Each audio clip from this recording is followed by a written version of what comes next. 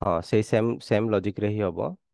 ଆମର ଫର୍ମୁଲାଟା ଯେମିତି ଥିଲା ଆପଣ ମାନେ ଦେଖିଥିବେ କଣ ଥିଲା, କେପି ବରାବର କେସି ଇଣ୍ଟୁ ଆରଟି ଡେଲ୍ ଏନଜି, ଏଇ ଫର୍ମୁଲାଟା ଥିଲା। ମନେ ଅଛି ସମସ୍ତଙ୍କୁ ଏଇ ଫର୍ମୁଲା? ଏଇ ଫର୍ମୁଲାଟା କୁହା ହେଇଥିଲା କେପି କେସି ର ରିଲେସନସିପ୍ ପାଇଁ। ଏଇ ଫର୍ମୁଲାଟା ହିଁ ଦରକାର ଥିଲା, ମାନେ ସିମ୍ପଲି ଯେତିକି କେପି କେସି ଅଲଗା କେତେବେଳେ ହେଇଯିବ ଯେତେବେଳେ ଡେଲ୍ ଏନଜି ଅଲଗା ହବ। ତ ସେଠି ସେଇ କୋଶ୍ଚିନ୍ ହିଁ ପଚାରୁଛି କୋଉଠି ଇକ୍ୱିଲିବ୍ରିୟମରେ କେସି ଆଉ କେପି ଅଲଗା ରହିବ। କେପି କେସି କୋଉଠି ଅଲଗା ରହିବ ଆପଣ ଦେଖିଲେ ହିଁ ଜଣା ପଡିଯାଉଛି। ଏଠି ସବୁ ଗୁଡାକ ଗ୍ୟାସିୟସ୍ ଅଛି ତ କିଛି ଟେନସନ ନାହିଁ। ଏଠି 2 ମୋଲ୍ ଅଛି, 1 1 2, ଏଠି ବି 2 ଅଛି, ତ ଡେଲ୍ ଏନଜି ଏଠି ସମାନ ଅଛି ମାନେ 0 ହେଇଯିବ। ଏଇଠି କେତେ ଅଛି, ଏପଟ ସାଇଡ୍ 2 ଏପଟ ସାଇଡ୍ 2, ଏପଟେ 0 ହେଇଯିବ, କିଛି ଅସୁବିଧା ନାହିଁ। କିନ୍ତୁ ଯଦି ଆପଣ ଲାଷ୍ଟଟା ଦେଖିବେ ଏପଟେ 3 ରହୁଛି, ଏପଟେ କେତେ ରହୁଛି, 2 ରହୁଛି। ତ ଡେଲ୍ ଏନଜି ଏଠି କେତେ ହେଇଯିବ, ଆପଣ ଡେଲ୍ ଏନଜି ଅଲଗା ହେଇଯିବ। ଯେତେବେଳେ ଡେଲ୍ ଏନଜି ଅଲଗା ହେଇଯିବ ତାହେଲେ ଆପଣଙ୍କ କଣ ହବ, KP not equal to KC ହବ। ଏଇଟା ସମସ୍ତେ ବୁଝିପାରିଲେ କେପି ଆଉ କେସି କେମିତି ମାନେ ଅଲଗା ହବ? କିଛି ଡାଉଟ୍ ରହୁଛି ଏଇ କ୍ୱେଶ୍ଚନରେ ନା କିଛି ହେଇପାରିବ ଏଇ ପ୍ରକାର କ୍ୱେଶ୍ଚିନ୍ ଆସିଲେ? ଯଦି କେସି ଆଉ କେପି ର ରିଲେସନସିପ୍ ପଚାରିଲା ସବୁବେଳେ କାହାକୁ ଦେଖିବେ, ଡେଲ୍ ଏନଜି କୁ ଦେଖିବେ। ଡେଲ୍ ଏନଜି କୁ କାଲକୁଲେଟ୍ କରିବାଟା ସମସ୍ତେ ଜାଣିବାକୁ ପଡ଼ିବ। ଡେଲ୍ ଏନଜି କେମିତି କାଲକୁଲେଟ୍ କରିବେ, ଆମର ପ୍ରଡକ୍ଟ ସାଇଡ୍ର ଯେତେଟା ମଲିକୁଲ ଅଛି ମାଇନସ୍ ଆମର ରିଆକ୍ଟାଣ୍ଟ ସାଇଡ୍ର ଯେତେଟା ମଲିକୁଲ ଅଛି ସେଇଟା ମାଇନସ୍ କଲେ ଆପଣଙ୍କୁ ଡେଲ୍ ଏନଜି ମିଳିଯିବ। ଯଦି 0 ରହିଗଲା ତାହେଲେ ଆପଣଙ୍କୁ କଣ ହେଇଗଲା, କେପି ଇକ୍ୱାଲ୍ ଟୁ କେସି ହେଇଗଲା। ଯଦି 0 ରହିବନି ଅଲଗା କିଛି ରହିବ ତାହେଲେ କେପି ଆଉ କେସି ର ଭ୍ୟାଲ୍ୟୁ ଡିଫରେନ୍ସିଏସନ୍ ହବ। କାହିଁକି, ଯଦି ଏଠି 0 ହେଇଗଲା, ଯଦି ଆମେ ଡାଇରେକ୍ଟ ଫର୍ମୁଲାଟା କଣ ପୁଟ୍ କରୁଛେ, KP equal to KC into R T del del NG, ଠିକ୍ ଅଛି। ତାହେଲେ କେପି କୁ କେପି ରହିଲା, କେସି କୁ କେସି ରହିଲା, ଆର ଟି ରହିବ। ଡେଲ୍ ଏନଜି ବଦଳରେ ଯଦି 0 ହେଇଗଲା, ଯଦି କୋଉ ବି ଜିନିଷର ଯଦି ପାୱାର 0 ହବ ତାର ଭ୍ୟାଲ୍ୟୁଟା କଣ ହେଇଯିବ, 1 ହେଇଯିବ। ଯଦି ଭ୍ୟାଲ୍ୟୁଟା 1 ହେଇଗଲା ତାହେଲେ କଣ ହେଇଯିବ, କେପି ଇକ୍ୱାଲ୍ ଟୁ କେସି ହେଇଯିବ। କିନ୍ତୁ କେସି ଇଣ୍ଟୁ 1 ମାନେ କେସି ହିଁ, କେପି ଇକ୍ୱାଲ୍ ଟୁ କେସି। ବୁଝିପାରିଲେ ସମସ୍ତେ? କୋଶ୍ଚିନ୍ ବଡ ଲାଗୁଛି କିନ୍ତୁ ହଁ, କୁହନ୍ତୁ। ଆଜ୍ଞା ସାର୍ ବୁଝିହେଲା। ବୁଝିହେଲା, ଠିକ୍ ଅଛି। Next question. ଏଇଟା ଆନ୍ସରଟା ରଖିଦେଇଛି ଆର, ଯେ ଆନ୍ସରଟା ପରେ ଦେଖି ପିଡିଏଫ୍ ଦେଲେ ଆନ୍ସରଟା ଦେଖିଦେବେ। ନେକ୍ସଟ କ୍ୱେଶ୍ଚିନ୍ଟା ଦେଖନ୍ତୁ, କରିବାକୁ ଚେଷ୍ଟା କରନ୍ତୁ।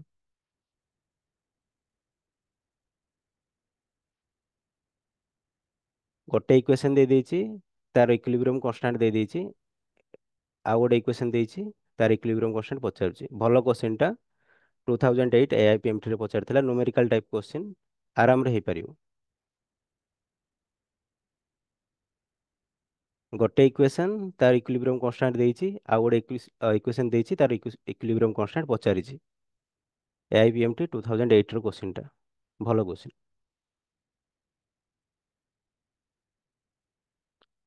ଦେଖନ୍ତୁ, ଫାର୍ଷ୍ଟର ଆମେ ଯଦି ଇକ୍ୱିଲିବ୍ରିୟମ୍ କନଷ୍ଟାଣ୍ଟ କାଢୁଛନ୍ତି, ଇକ୍ୱିଲିବ୍ରିୟମ୍ କନଷ୍ଟାଣ୍ଟ କେ ପାଇଁ ଫର୍ମୁଲା କଣ ହବ କୁହନ୍ତୁ?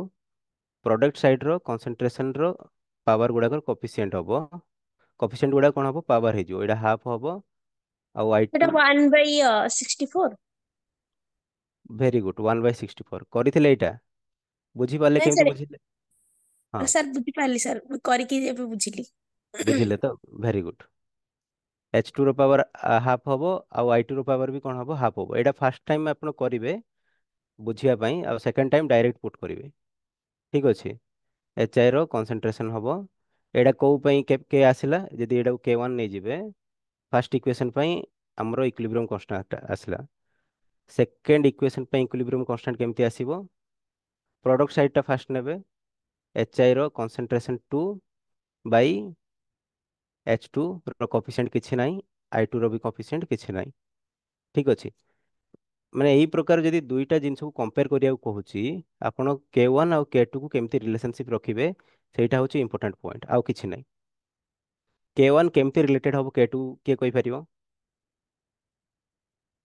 K1 ଆମେ କାଢିଦେଲେ ଫାର୍ଷ୍ଟ ଇକ୍ୱେସନ୍ ପାଇଁ, K2 କାଢିଦେଲେ ସେକେଣ୍ଡ ଇକ୍ୱେସନ୍ ପାଇଁ। K1 ଆଉ K2 ପାଇଁ କୋଉ ରିଲେସନସିପଟା ରହିବ? ଯଦି ଆପଣ ଟିକେ ଭାବି ପାରୁଥିବେ, ଦେଖିପାରୁଥିବେ, କଣ ଦେଖିପାରୁଥିବେ, ଯଦି K1 ଇକ୍ୱାଲ୍ ଟୁ ଆପଣ କଣ କହିପାରିବେ K1 equal to 1 Bai K2 ର ରୁଟ୍ ଓଭର ହବ। କେମିତି ହବ ମୁଁ ଏବେ ଜଷ୍ଟ ବୁଝଉଛି ଆପଣଙ୍କୁ, ଟିକେ ଲକ୍ଷ୍ୟ କରନ୍ତୁ। ଦେଖନ୍ତୁ K1 ଆଉ K2 ଭିତରେ ଲଗଭଗ ଯୋଉ ପ୍ରଡକ୍ଟ ଗୁଡାକ ଅଛି, ମାନେ ଏଠି ଯୋଉ ରିଆକ୍ଟାଣ୍ଟ ପ୍ରଡକ୍ଟ ଅଛି ତଳଟାରେ ବି ସେଇ, ଫାର୍ଷ୍ଟଟାରେ ବି ଯୋଉ ରିଆକ୍ଟାଣ୍ଟ ପ୍ରଡକ୍ଟ ଅଛି ସେକେଣ୍ଡଟାରେ ବି ସେଇ ରିଆକ୍ଟାଣ୍ଟ ପ୍ରଡକ୍ଟ ଅଛି, ହଁ କି ନା? ତ ଆମକୁ ଖାଲି ଦେଖିବାକୁ ଥିବ, କଣ ଦେଖିବାର ଅଛି, ଅଲଟେଇ ଦେଲେ ଯଦି ଆମେ ତଳଟାକୁ ଅଲଟେଇ ଦବା ତାହେଲେ ଏଇଟା କଣ ହେଇଯିବ, ଉପର ଭଳିଆ ହେଇଯିବ, ଖାଲି ପାୱାର ଗୁଡାକ ନଥାଇକି। ଏଇଟା କିଏ ଲକ୍ଷ୍ୟ କରିପାରୁଛନ୍ତି କି? ଦେଖନ୍ତୁ ମୁଁ ଯଦି K2 ଟାକୁ ଅଲଟେଇ ଦେଲି, K2 ଟାକୁ ଅଲଟେଇ ଦେଲି କଣ ହବ କୁହନ୍ତୁ? H2 I2, ପାୱାର ତ କିଛି ନାହିଁ ଆଇରେ, ତାପରେ କଣ HI ର ପାୱାର 2, ଏମିତି ହବ କି ନାଇଁ କୁହନ୍ତୁ? ତାପରେ ମୁଁ କଣ କରିବି, ଆକୁ ରୁଟ୍ ଓଭର ଦେଇଦେଲି। ଆକୁ ଯଦି ମୁଁ ରୁଟ୍ ଓଭର ଦେଇଦେବି କଣ ହେଇଯିବ, H2 ର ପାୱାର ହାଫ୍ ହେଇଯିବ। ରୁଟ୍ ଓଭର ଅର୍ଥ ହାଫ୍ ନା, ହଁ I2 ର ପାୱାର କଣ ହେଇଯିବ, ହାଫ୍ ହେଇଯିବ। हाँ ସବୁ ଗୁଡାକର ହାଫ୍ ହେଇଯିବ। ତଳଟାର ରୁଟ୍ ଓଭର ହେଇଗଲେ କଣ ହେଇଯିବ, ଗୁଡା एच କଟିଯିବ, आई ସ୍କୋୟାର ଟା। ବୁଝିପାରିଲେ ଏ କଥାଟା କଣ ହେଲା, ଏଇଟା କଣ ହେଇଗଲା, ଉପର ଭଳିଆ ହେଇଗଲା ନା ନାଇଁ? ତ ଆମେ କଣ କଲେ, K1 ଟାକୁ ଯଦି ଆମେ ଅଲଟେଇ ଦେଲେ ମାନେ 1 ବାଇ K2 ଟାକୁ ଅଲଟେଇ ଦେଲେ, K2 ଟାକୁ କଣ କରିଦେଲେ, 1 ବାଇ K2 କରିଦେଲେ, ତାକୁ ରୁଟ୍ ଓଭର ଦେଇଦେଲେ, ତାହେଲେ ଆମର K1 ଆସିଯାଉଛି। ହଁ କି ନା କୁହନ୍ତୁ? ଏଇ ଜିନିଷଟା କିଏ ବୁଝିପାରିଲେ କୁହନ୍ତୁ? ସବୁବେଳେ ଏଇଟା ଆସେ, ଏଇ ମ୍ୟାକ୍ସିମମ୍ ଏଇ କୋଶ୍ଚିନ୍ଟା ହିଁ ଆସିବ, ମାନେ ବହୁତ ପରୀକ୍ଷାରେ ଏଇ କୋଶ୍ଚିନ୍ଟା ରିପିଟ୍ ହୁଏ। K1 ଟା କେମିତି ଆସିଲା, root over of 1 Bai K2 କରିଦେଲେ ଆମର K1 ର ଭ୍ୟାଲ୍ୟୁ ଆସିଯାଉଛି। ଆସିଯାଉଛି କି ଆସୁନି, ଆମେ ଏଠି ଦେଖିଲେ, ହଁ କି ନା? ଏଟାକୁ हाँ ଅଲଟେଇ ଦେଲେ ର ଅର୍ଥ କଣ, ଅଲଟେଇ ଦେଲେ ର ଅର୍ଥ ହେଉଛି 1 ବାଇ K2 କରିଦେଲେ, ଅଲଟେଇ ଦେଲେ ର ଅର୍ଥ ସିମ୍ପଲ କଥା। ତ ସେଇ ଜିନିଷଟାକୁ ହିଁ ଆମେ ଲେଖିପାରିବା। ଏଟାକୁ ଯଦି ଆମେ ଆଉ ଫର୍ଦର ସିମ୍ପଲିଫାଇ କରିବା, ଆମକୁ ଦରକାର କଣ, ଆମକୁ ଦରକାର K2 ଦରକାର। K2 ଦରକାର ମାନେ କଣ, ଏଟାକୁ ଆମେ ଆହୁରି ସିମ୍ପଲିଫାଇ କରି କଣ ଲେଖିପାରିବା, ରୁଟ୍ ଓଭର ଅଫ୍ 1 ମାନେ କଣ 1, ରୁଟ୍ ଓଭର ଅଫ୍ K2 ମାନେ ରୁଟ୍ ଓଭର ଅଫ୍ K2 ହିଁ ହବ। ଯଦି K2 root over of K2 ର ଭ୍ୟାଲ୍ୟୁଟା କଣ ହବ, 1 ବାଇ K1 ହବ। କିଛି ଭୁଲ ହେଲା କି? ଫାର୍ଷ୍ଟ ଟାଇମ୍ ପାଇଁ ଟିକେ ଟାଇମ୍ ଲାଗିବ, କିନ୍ତୁ ଥରେ ଯଦି ଆପଣଙ୍କର ଅଣ୍ଡରଷ୍ଟାଣ୍ଡିଂ କ୍ଲିୟର ହବ, ଡାଇରେକ୍ଟ ଏଇ ଷ୍ଟେପକୁ ଆସିବେ। ଏଇଟା କିଛି କରିବା ଦରକାର ହିଁ ନାହିଁ, ବୁଝିଲେ ନା ନାହିଁ? ଡାଇରେକ୍ଟ ଏଇ ଷ୍ଟେପରୁ ଆସିବେ, ଏଇ ଷ୍ଟେପରୁ ଆପଣ ସଲ୍ଭ କରି କରି ଯିବେ। ସାର୍ ଏ ଠିକ ଅଛି? କ୍ୱେଶ୍ଚିନ୍ ଗୁଡ଼ା ଆପଣ ପରେ ଦେଇଦେବେନି କି? ହଁ ହଁ, କୋଶ୍ଚିନ୍ ଗୁଡାକ ସବୁ ମିଳିଯିବ ଆପଣଙ୍କୁ। ଠିକ ଅଛି, ମାନେ ଏଇ ଆପ ରେ ନା ଗ୍ରୁପ ରେ ଦେଇଦେବେ? ଆପରେ ଦିଆଯିବ। ଆଜ୍ଞା। ଠିକ ଅଛି, ହଁ। ଏତିକି ଯାଇ ମାନେ କାହାକୁ ବୁଝା ଡାଉଟ୍ ହେଲା କି କୁହନ୍ତୁ? ଏତିକି ଯାଇ କାହାର ଡାଉଟ୍ ରହୁଛି କିଛି? ଡାଉଟ୍ ରହିଲେ ପଚାରି ଦିଅନ୍ତୁ। ଏବେ ଯାଇ କଲେ କିଛି କରିଲେନି, K1 ଆମେ ଆଣିଲେ, K2 ଆଣିଲେ, ଆଉ K1 K2 ଭିତରେ ରିଲେସନସିପ୍ କାଢିଲେ, ତିନିଟା ଷ୍ଟେପ୍ ହିଁ କରୁଛନ୍ତି, ବୁଝିଲେ ନା ନାଇଁ? ତ K root over of K2 ମାନେ କଣ ହେଲା ଆମର, 1 ବାଇ K1 ଆମକୁ ଦେଇ ଦେଇଛି, ଇକ୍ୱିଲିବ୍ରିୟମ୍ କନଷ୍ଟାଣ୍ଟ କେତେ ଦେଇ ଦେଇଛି, 8 ଦେଇ ଦେଇଛି। କେବଳ ଯଦି K2 ଦରକାର, ଆମେ କଣ ହବ, ସେପଟ ସାଇଡ୍ଟା ସ୍କୋୟାର ହବ। ଏପଟ ସାଇଡ୍ ଯଦି ରୁଟ୍ ଓଭର ହଟିବ, ସେପଟ ସାଇଡ୍ ସ୍କୋୟାର ହେଇଯିବ। 1 ବାଇ 8 ର ସ୍କୋୟାର 1 ବାଇ 64। କିଏ କିଏ ବୁଝିପାରିଲେ କୁହନ୍ତୁ? ହବ ଏଇ କୋଶ୍ଚିନ୍ ଟା ସଲ୍ଭ? हाँ सर ହବ, ଠିକ ଅଛି। କିଛି ଡାଉଟ୍ ହେଲେ ଏବେ ପଚାରି ଦିଅନ୍ତୁ। ଠିକ ଅଛି, ତାହେଲେ ବୁଝା ପଡ଼ିଗଲା ଆପଣଙ୍କୁ। ଏଠି ଆନ୍ସର ବି ଅଛି, ଯିଏ ଦେଖିବେ ବୋଲେ ଆପଣ ଚାହିଁଲେ ଦେଖିପାରିବେ। ବର୍ତ୍ତମାନ 15 ନମ୍ବରଟା ଦେଖନ୍ତୁ, ଆର ରାଇଟ୍ ଆନ୍ସର କୋଉଟା ହବ କୁହନ୍ତୁ?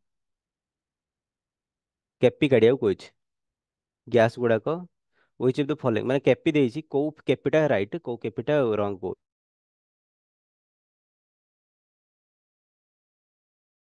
କେପି ପଚାରିଛି, କୋଉଟା ରାଇଟ୍ ହବ କୋଉଟା ରଙ୍ଗ ହବ କୁହନ୍ତୁ? ହଁ, एटा ଏଇଟା କହି राइट है କୋଉଟା, ହଁ ଏଟା ରାଇଟ୍ ହବ। କୋଉଟା ପାଇଁ ରାଇଟ୍ ହବ ଏଇଟା କୁହନ୍ତୁ? नंबर ଏଇଟା थ्री ହିଁ केपी का राइट फाइनल खाली pressure KP very case good, ଟା हम ଖାଲି ଗ୍ୟାସ ର ଏଇଟା ନେଇ ଭେରି ପଚାରୁଛୁ ଗୁଡ୍। ସେମିତି କେପି ମାନେ ଆମେ ପାର୍ସିଆଲ ପ୍ରେସରଟା କାଢୁଛନ୍ତି, equilibrium constant in partial pressure. ଏଇଟା କେବଳ କାର ବାହାରେ, ଗ୍ୟାସ ର ହିଁ ବାହାରେ। ତ ସଲିଡ ସବୁ ଏଗୁଡା ଗ୍ୟାସ ତ ସଲିଡ ଗୁଡାକ ତ ବାହାରିବ ହିଁ ନାହିଁ, କେବଳ ଗ୍ୟାସ ର ବାହାରିବ। ତ ଖାଲି ଗ୍ୟାସ ର, ତ PCO2 ହବ, ଆଉ ବାକି ଗୁଡାକ କିଛି ଦରକାର ନାହିଁ। ବୁଝିପାରିଲେ? ଠିକ। तापर एई क्वेश्चन टा देखंतु एई क्वेश्चन रे माने आपनकर आउ टिके फंडामेंटल क्लियर हे जिवो तो कोन कहिछि if alpha is the fraction of H I dissociated at equilibrium constant माने degree of dissociation C alpha दे दी यार अर्थ होछि डिग्री ऑफ डिसोसिएशन आपनकर अल्फा दे दी ताहले reaction starting with 2 moles of H I से पचारुछि कोन total number of moles of reactant and product at equilibrium माने इक्विलिब्रियम समय रे केते मोल रिएक्टेंट रहइबो केते मोल प्रोडक्टेंट रहइबो सेई जिंसटा आपण कहिबे क्वेश्चन टा बुझी पाले ए रिएक्शन टा देछि इनिशियली हमर जो एच आई अछि एच आई केते अछि 2 मोल अछि 2 मोल एच आई अछि से पचारुछि इक्विलिब्रियम कंडीशन रे टोटली रिएक्टेंट प्रोडक्टेंट मिसेई कि केते मोल हबो टू क्वेश्चन टा बुझी माइनस पाले अल्फा कोन कहले two 2 - minus alpha two minus alpha ठीक अच्छे चेक करदबा आमे चेक करदबा हमर रिएक्शन टा देखंतु फर्स्ट 2 एच आई हला 2 एच आई से गोटे इक्विलिब्रियम रे से कोठी कन्वर्ट हो जाए H2 + I2 रे कन्वर्ट हो जाए ठीक अछि तो इनिशियली ये कौन थिला 2 मोल थिला केते मोल थिला इनिशियली यार कंसंट्रेशन 2 मोल तो आर ए दिटार कंसंट्रेशन केते थिबो 0 थिबो इनिशियल कंडीशन जीरो रे ठीक अछि जेतेबेले इक्विलिब्रियम आसीबो आ एथिरु केते पळेबो एथिरु पळेबो केते यार डिग्री ऑफ डिसोसिएशन देखंतु अल्फा जेहेतु अल्फा माने कोन डिग्री ऑफ डिसोसिएशन अल्फा लिखा ହେଇଛି माने 1 मोल पर 1 मोल पई तार डिग्री ऑफ डिसोसिएशन होची अल्फा अल्फा से 2 मोल पई तार डिग्री टू केते हबो 2 अल्फा हबो टू अल्फा ठीक अछि तो 2 मोल थिला सेथु 2 अल्फा पळेबो ठीक अछि अल्फा र वैल्यू पॉइंट रे आस्तिबो माने 2 रु टिके अल्प होई जिवो बुझिला नै जेहेतु एठी 2 अल्फा जाईछि एठी 2 अल्फा बनिबो एठी भी केते बनिबो 2 अल्फा बनिबो बुझि पाले ना नै ଏବେ ବୁଝ ମାନେ ଏଠି 2 अल्फा मोल गला एठी 2 अल्फा मोल बनिला एठी 2 अल्फा मोल बनिला ଏବେ ଟୋଟାଲ ମୋଲ ଯୋଡି ଦିଅନ୍ତୁ କଣ ହବ କଣ ହବ କୁହନ୍ତୁ 2 - 2 alpha plus 2 alpha plus 2 alpha कटिଯିବ 2 + 2 अल्फा ବୁଝିପାରିଲେ क्वेश्चन ଟା କିଛି ଡାଉଟ ରହିଲା କାହାର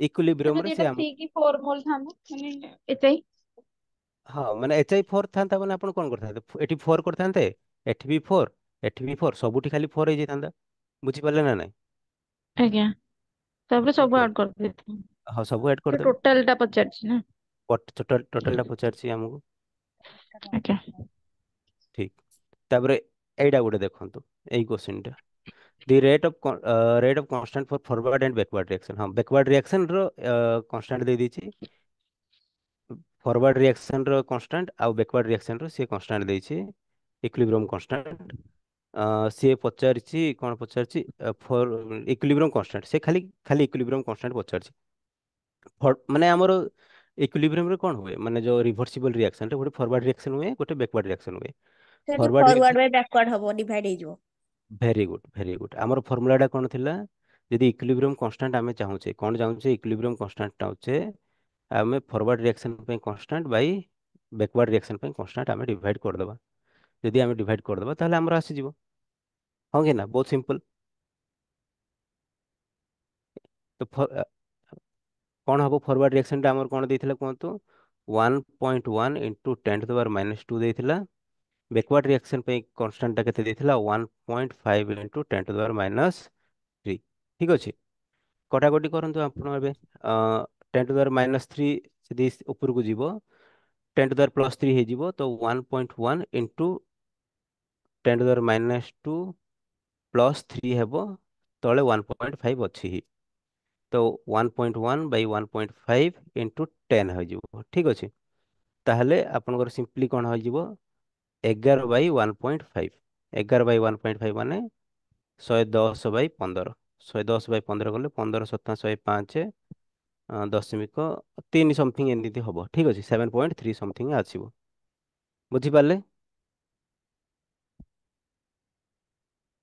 ଆଜ୍ଞା ठीक किछि नाही डायरेक्टली आपण कोन काटिबे बैकवर्ड फॉरवर्ड दे देथिले डायरेक्टली काटिबे सेटा आंसरटा आसीଯିବ। ठीक हाँ। ଏବେ जो आमे पूର୍ବରୁ ଗୋଟେ जो रिलेशनशिप ନେଇକି ପଚାରିଲେ ଏଠି डायरेक्ट रिलेशनशिप ପଚାରିଦେଲା। डायरेक्ट रिलेशनशिप ପଚାରିଦେଲା। डायरेक्ट रिलेशनशिप ପଚାରିଦେଲେ କୋଉଟା ହବ କୁହନ୍ତୁ? ଏବେ ଜଷ୍ଟ କଲେ ସେଇ ଫର୍ମୁଲାଟା। ହଁ କୋଉଟା ହବ କୁହନ୍ତୁ ଭାବନ୍ତୁ। ମାନେ ସେ ଦେଇ ଦେଇଥାନ୍ତା K1 K2 ପଚାର K1 ଦେଇ ଦେଇଥାନ୍ତା K1 ର ଭ୍ୟାଲୁ 8 ଦେଇଥାନ୍ତା K2 ପଚାରିଥାନ୍ତା କେତେ ହେଇଛି। ତ ଏଠି ଡାଇରେକ୍ଟ ସେଇଟା ପଚାରୁନି K1 ଆଉ K2 ଭିତରେ କଣ ରିଲେସନସିପ ରହିଛି ସେଇଟା ଆମକୁ ପଚାରୁଛି। ବୁଝିଲେ ନା ନାଇଁ? ଯଦି ଡାଉଟ୍ ଅଛି ଯଦି କାହାକୁ ଡାଉଟ୍ ଆସୁଛି ମାନେ କରିକି ଦେଖିପାରିବେ ଯଦି ନହେଲେ ଏଇଟା ଡାଇରେକ୍ଟଲି ଏ ବି କରି ହବ। ରାଇଟ୍ ଏଇଟା ହିଁ ହବ। କୋଉଟା ହବ ଏଇଟା ହବ। କେମିତି ହବ ଦେଖିଦବା କି ନା ଟିକେ ଆପଣ ନିଜେ ମାଇଣ୍ଡ ଲଗେଇବେ ମାନେ ଏଇଟା କରିପାରିବେ। ଦେଖନ୍ତୁ K1 ଯଦି କହୁଛି ଆମର K1 ର ଭ୍ୟାଲୁ କେତେ ହବ? K1 ର ଭ୍ୟାଲୁ n ର ପାୱାର 2 ହବ ବାଇ O2 ର କନସେଣ୍ଟ୍ରେସନ ବାଇ N2 ର କନସେଣ୍ଟ୍ରେସନ। ଠିକ ଅଛି। K2 କେତେ ହବ କୁହନ୍ତୁ? K2 ହବ ଆମର N2 ର ପାୱାର ହାଫ୍ O2 ର ପାୱାର ହାଫ୍ ବାଇ NO ର କନସେଣ୍ଟ୍ରେସନ। ଠିକ ଅଛି। ଏବେ ଆମେ K1 ଆଉ K2 ଭିତରେ ଦେଖିବା ରିଲେସନସିପ। କଣ ଦେଖିବା? K1 ଆଉ K2 ଭିତରେ ରିଲେସନସିପ ଦେଖିବା। ଆପଣ ଏଠି ଯଦି ଲକ୍ଷ୍ୟ କରୁଛନ୍ତି ତ ଆମେ ଯଦି ତଳଟାକୁ ଅଲଟେଇ ଦେଇକି ସ୍କ୍ୱେର କରିଦବା ଆମର ପଳେଇ ଆସିବ। ଯଦି ମୁଁ କଣ କରିବି K2 କୁ 1/K2 କରିଦେବି 1/K2 କରିଦେଲି ମାନେ କଣ କରିଦେବି ଅଲଟେଇ ଦେଲି NO ବାଇ N2 ର ହାଫ୍ ଆଉ O2 ର ହାଫ୍ ଅଲଟେଇ ଦେଲି ଜଷ୍ଟ। ଏବେ ଜଷ୍ଟ ମୁଁ କଣ କରିବି ଆକୁ ସ୍କ୍ୱେର କରିଦେବି ଏ ଟୋଟାଲଟାକୁ ମୁଁ କଣ କରିବି ସ୍କ୍ୱେର କରିଦେବି। ଟୋଟାଲଟାକୁ ସ୍କ୍ୱେର କରିଦେଲେ କଣ ହବ n ର ସ୍କ୍ୱେର ମାନେ ଟୋଟାଲ n ର ସ୍କ୍ୱେର ହେଇଗଲା। N2 ର ହାଫ୍ ର ସ୍କ୍ୱେର ମାନେ କଣ ହବ ହାଫ୍ ଟା କଟିଯିବ କେବଳ N2 ହବ। ଆଉ O2 ର ହାଫ୍ ର ସ୍କ୍ୱେର ମାନେ କଣ ହବ ହାଫ୍ ଟା କଟିଯିବ କେବଳ O2 ଆସିଯିବ। ଆର ଅର୍ଥ ହଉଛି କଣ ଆମର ଆର ଅର୍ଥ ହଉଛି ଆମର K1 ଟା ଡିଟୋ ଅଛି K1 ଭଳିଆ ନା ନାଇଁ। ତ K1 ବରାବର 1/ହାଫ୍ K2 ର ହୋଲ ସ୍କ୍ୱେର। ବୁଝିପାରିଲେ କେମିତି ହଉଛି ଏ ସବୁ ଗୁଡାକ? ଟିକେ ଖାଲି ଅଲଟେଇ ଦଉଥିବେ ଏଇ ସବୁ ଆସିଲା ମାନେ ଟିକେ ଅଲଟେଇ ଦେବେ ଆପଣଙ୍କର ହେଇଯିବ। କାହିଁ ଏଠୁ ଦେଖିଲେ ହିଁ ଜଣା ପଡିଯାଉଛି। ଏଇ ପ୍ରକାର ହିଁ ବାରମ୍ବାର ପଚାରେ ଯଦି ଇକ୍ୱିଲିବ୍ରିୟମ ର ପଚାରେ ଏଇ ପ୍ରକାର ଇକ୍ୱେସନ ଗୁଡାକ ହିଁ ପଚାରେ ତ ଏଇ ଇକ୍ୱେସନ ଟାକୁ ଟିକେ ଦେଖିକି ଯାଇଥିବେ। କିଛି ଡାଉଟ୍ ରହୁଛି ଏଥିରେ? ହବ ନା ଡାଉଟ୍? ଯିବା ନେକ୍ସଟ କୁ ଯିବା କ୍ୱେଶ୍ଚିନ୍। Yes sir next. ଠିକ ହଁ ଏଇଟା ଆମର ଫର୍ ଦି ରିଭର୍ସିବଲ ରିଆକ୍ସନ। ଏଇ ଯୋଉ ରିଭର୍ସିବଲ ରିଆକ୍ସନ ପାଇଁ କୋଉ କୋଉ କଣ୍ଡିସନରେ ଫରୱାର୍ଡ ଡିରେକ୍ସନ ଆଟଲିଷ୍ଟ ପ୍ରିନ୍ସିପଲ ପକେଇଛି କୋଉ କଣ୍ଡିସନରେ ଫରୱାର୍ଡ ଡିରେକ୍ସନ ଯିବ ବୋଲି ପଚାରୁଛି। सर ए हब एटा बा increasing the concentration of NH3 के ଫରୱାର୍ଡ କହିଛି। NH3 ଯଦି ଆମେ ବଢେଇ ଦବା ତାହେଲେ ତ ଇଏ ବ୍ୟାକୱାର୍ଡ ପଳେଇବ। ବୁଝିପାରିଲେ ନା ନାଇଁ? सर एटा एक्जोथर्मिक ओहो। ନାଇଁ ସେ ଏକ୍ଜୋଥର୍ମିକ ତ ଏବେ କଥା ହିଁ ଆସିବନି। କନସେଣ୍ଟ୍ରେସନ ଯଦି ଆମେ ଏଇଟା ବଢେଇ ଦେଲେ କୋଉଠି NH3 ର ତାହେଲେ କଣ ଇଏ ଚାହିଁବ କମ କରିବା ପାଇଁ କେତେବେଳେ କମ ହବ ସେ ଯେତେବେଳେ ବ୍ୟାକୱାର୍ଡ ଯିବ ପଛକୁ ଯିବ।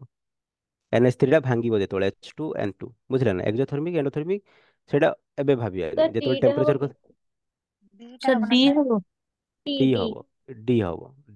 ଠିକ ଅଛି। ଟିକେ ଆମେ ଲିଚାର୍ଟ ପ୍ରିନ୍ସିପାଲ ଟିକେ ରିକଲ୍ କରିଦବା। ଦେଖନ୍ତୁ ଯେତେବେଳେ ଆମେ କନସେଣ୍ଟ୍ରେସନ ଟାକୁ ବଢେଇ ଦବା ତାହେଲେ ଆମର କଣ ହଉଥିଲା କୁହନ୍ତୁ ସେଇ ପଟେ फॉरवर्ड ସିଫ୍ଟ ହେଇଯିବ। ସେମିତି କିଛି ନାହିଁ ଯଦି ଆମେ କନସେଣ୍ଟ୍ରେସନ ଟା ବଢେଇ ଦଉଛନ୍ତି ହଁ ଯଦି ଆମେ କାହାର କନସେଣ୍ଟ୍ରେସନ ବଢଉଛି ଦେଖିବା। ଏବେ ଯଦି ମୁଁ N2 ର रिएक्टेंस କନସେଣ୍ଟ୍ରେସନ ବଢେଇ ଦେଇଥାନ୍ତି N2 ର କନସେଣ୍ଟ୍ରେସନ ବଢେଇଥାନ୍ତି ତାହେଲେ ରିଆକ୍ସନ କୋଉ ବାଟେ ଯାଇଥାନ୍ତା ଫରୱାର୍ଡ ଯାଇଥାନ୍ତା। फॉरवर्ड फॉरवर्ड ଠିକ ଅଛି। ଯଦି ମୁଁ H2 ର କନସେଣ୍ଟ୍ରେସନ बढେଇଥାନ୍ତି ତାହେଲେ କୋଉ ପଟେ ଯାଇଥାନ୍ତା फॉरवर्ड ଏଇଟା ବି ଫରୱାର୍ଡ फॉरवर्ड ଯାଇଥାନ୍ତା।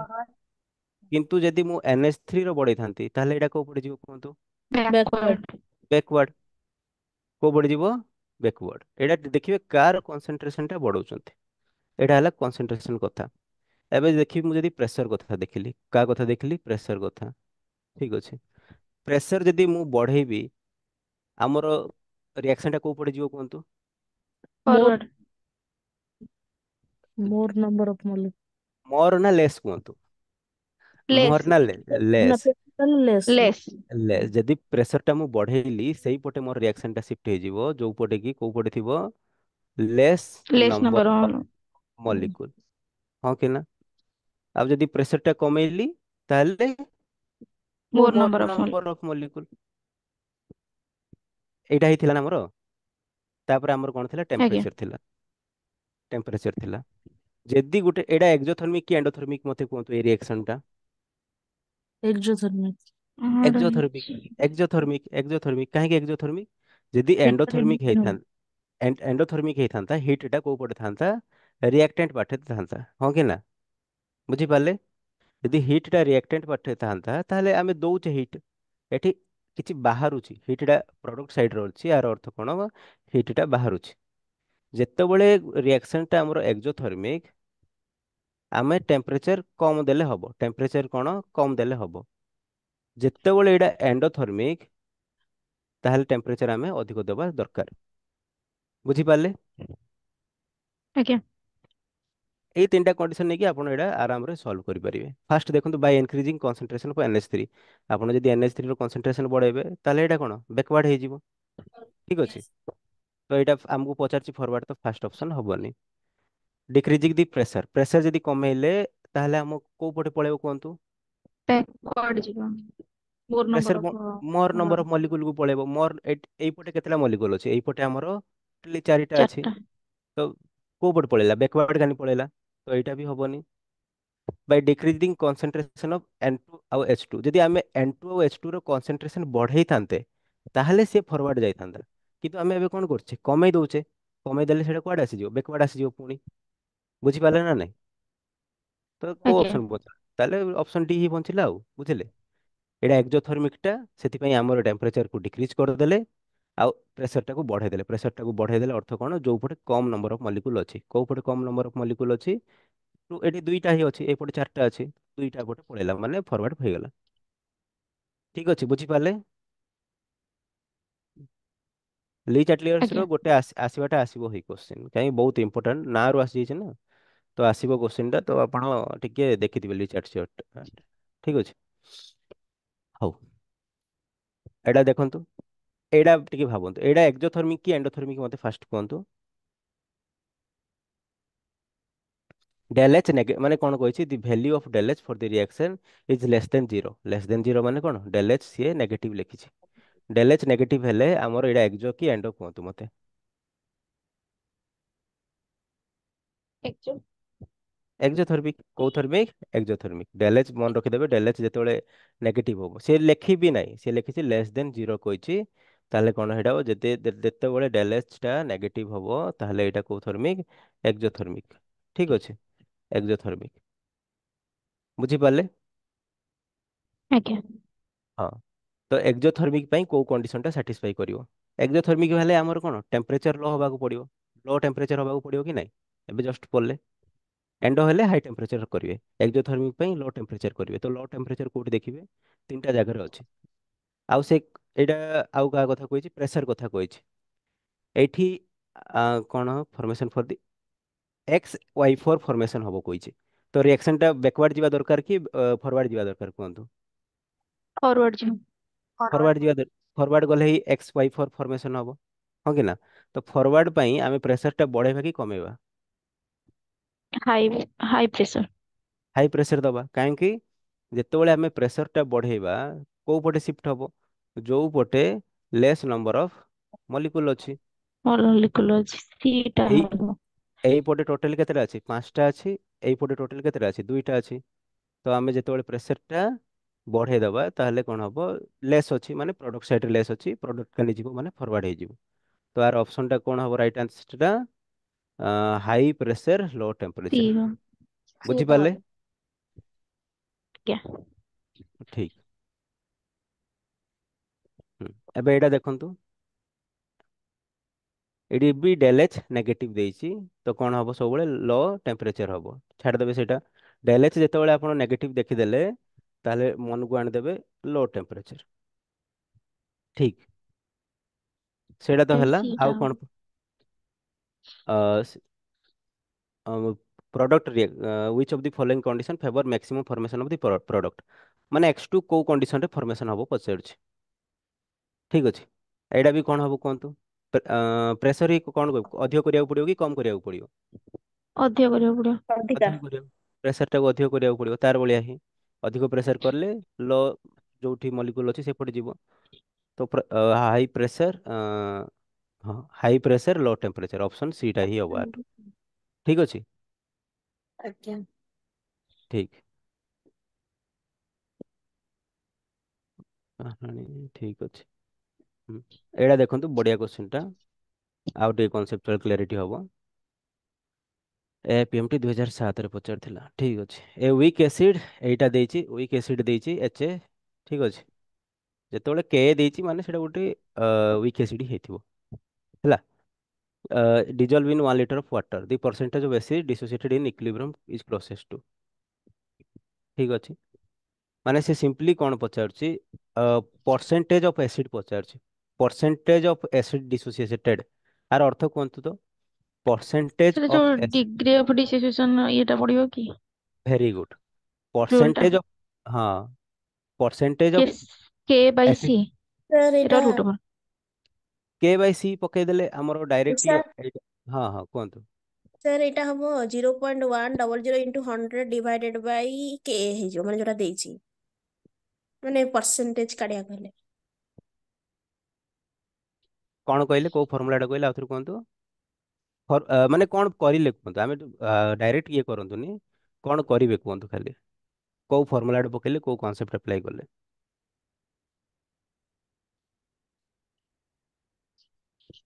ଠିକ ଅଛି, ମୁଁ କହିଦଉଛି ନହେଲେ।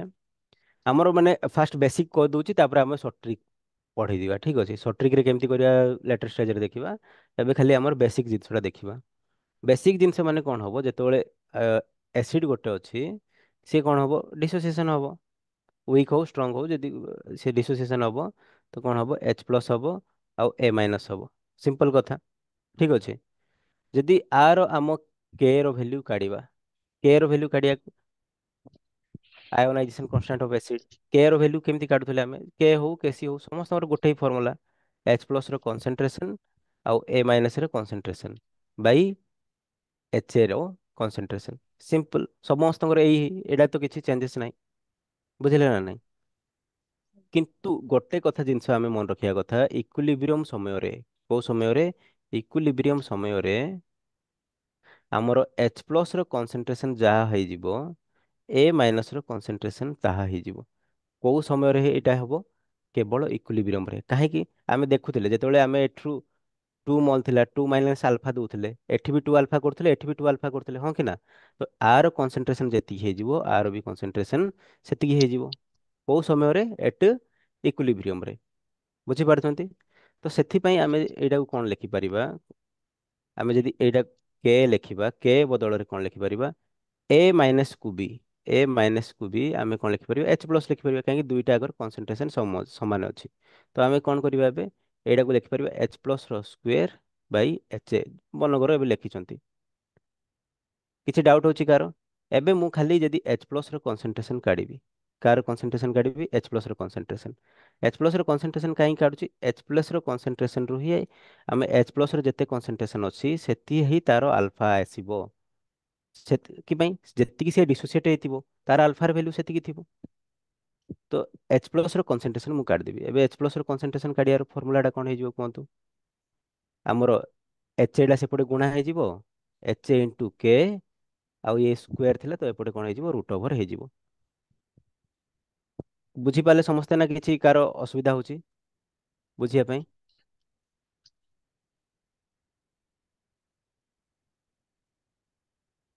କିଛି ଅସୁବିଧା ହଉଛି କି କାର? ତ ଏବେ ଖାଲି ଆପଣ କଣ କରିବେ, ଏବେ ଆପଣ କାର୍ଡ କାଢିବେ, ମାନେ ତାର ଡାଇରେକ୍ଟ ମାନେ H ପ୍ଲସ ର କନସେଣ୍ଟ୍ରେସନ ଟା କାଢିବେ। ଏଚ ର ଆମକୁ ଦେଇଦେଇଛି, ସିଏ କଣ ଦେଇଦେଇଛି, ସରି କେ ର ଭ୍ୟାଲୁ ଗୁଡା ଆମକୁ ଦେଇଦେଇଛି। କେ ର ଭ୍ୟାଲୁ ଗୁଡା କେତେ ଦେଇଦେଇଛି କୁହନ୍ତୁ। କେ ର ଭ୍ୟାଲୁ ଦେଇଦେଇଛି ଆମକୁ 1.00 ଇଣ୍ଟୁ 10⁻⁻15। ତା ସହିତ ଏଚ ର ଦେଖନ୍ତୁ, ସିଏ ଦେଇଦେଇଛି କଣ ଦେଇଦେଇଛି, ଏଚ ର if 0.1, -10⁻⁻5 sir. Sorry 1 sorry, into 10⁻⁻5 sir. Okay okay okay, 1 into 10⁻⁻5। ଏବେ ଖାଲି ଦେଖନ୍ତୁ ଏଚ ର ବି ସେ କନସେଣ୍ଟ୍ରେସନ ଟା ଦେଇଦେଇଛି। ଇଫ 0.1 ମୋଲ୍ ଅଫ୍ ଏସିଡ୍ କହିଛି। ସେ କେତେ ଏସିଡ୍ କନସେଣ୍ଟ୍ରେସନ ଡିଜଲ୍ଭ ହେବ କହିଛି? 0.1 କହିଛି। ଠିକ ଅଛି, 0.1, ଡବଲ ଜିରୋ ଲେଖିଲେ ଯାହା, ୱାନ୍ ଲେଖିଲେ ବି ସେତିକି ତାହା। ଠିକ ଅଛି। ତାହେଲେ ଏବେ ଯେତେବେଳେ ଆମେ ଏଟାକୁ ସଲ୍ଭ କରିବା, ଫର୍ଦର ସଲ୍ଭ କରିବା, ଏଇଟା କଣ ହେଇଯିବ କୁହନ୍ତୁ? ଏଇଟା 1 କାହିଁକି ଲେଖିଲେ? ହଉ ଛାଡ଼ନ୍ତୁ, 1 ଇଣ୍ଟୁ 10⁻⁻5 ଇଣ୍ଟୁ 10⁻⁻1 ଏଟାକୁ ଆମେ ଲେଖିପାରିବା। ଯେତେବେଳେ ଏକୁ କଭର କରିବା, ଇଏ କରିବା, 10⁻⁻6 ହେଇଯିବ।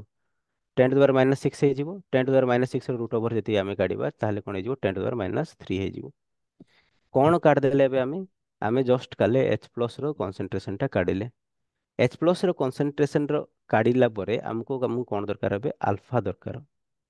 ଆଲଫା ଯେତେବେଳେ ଆମେ କାଢୁଛନ୍ତି, ସେତେବେଳେ କଣ ହଉଛି? ଡାଇରେକ୍ଟ 10⁻³ ର ଆମର ଆସିଲା H ପ୍ଲସ ର କନସେଣ୍ଟ୍ରେସନ। ଆଉ H ପ୍ଲସ ର କନସେଣ୍ଟ୍ରେସନ କେତେ ମୋଲାର HA ରୁ ବାହାରିଛି?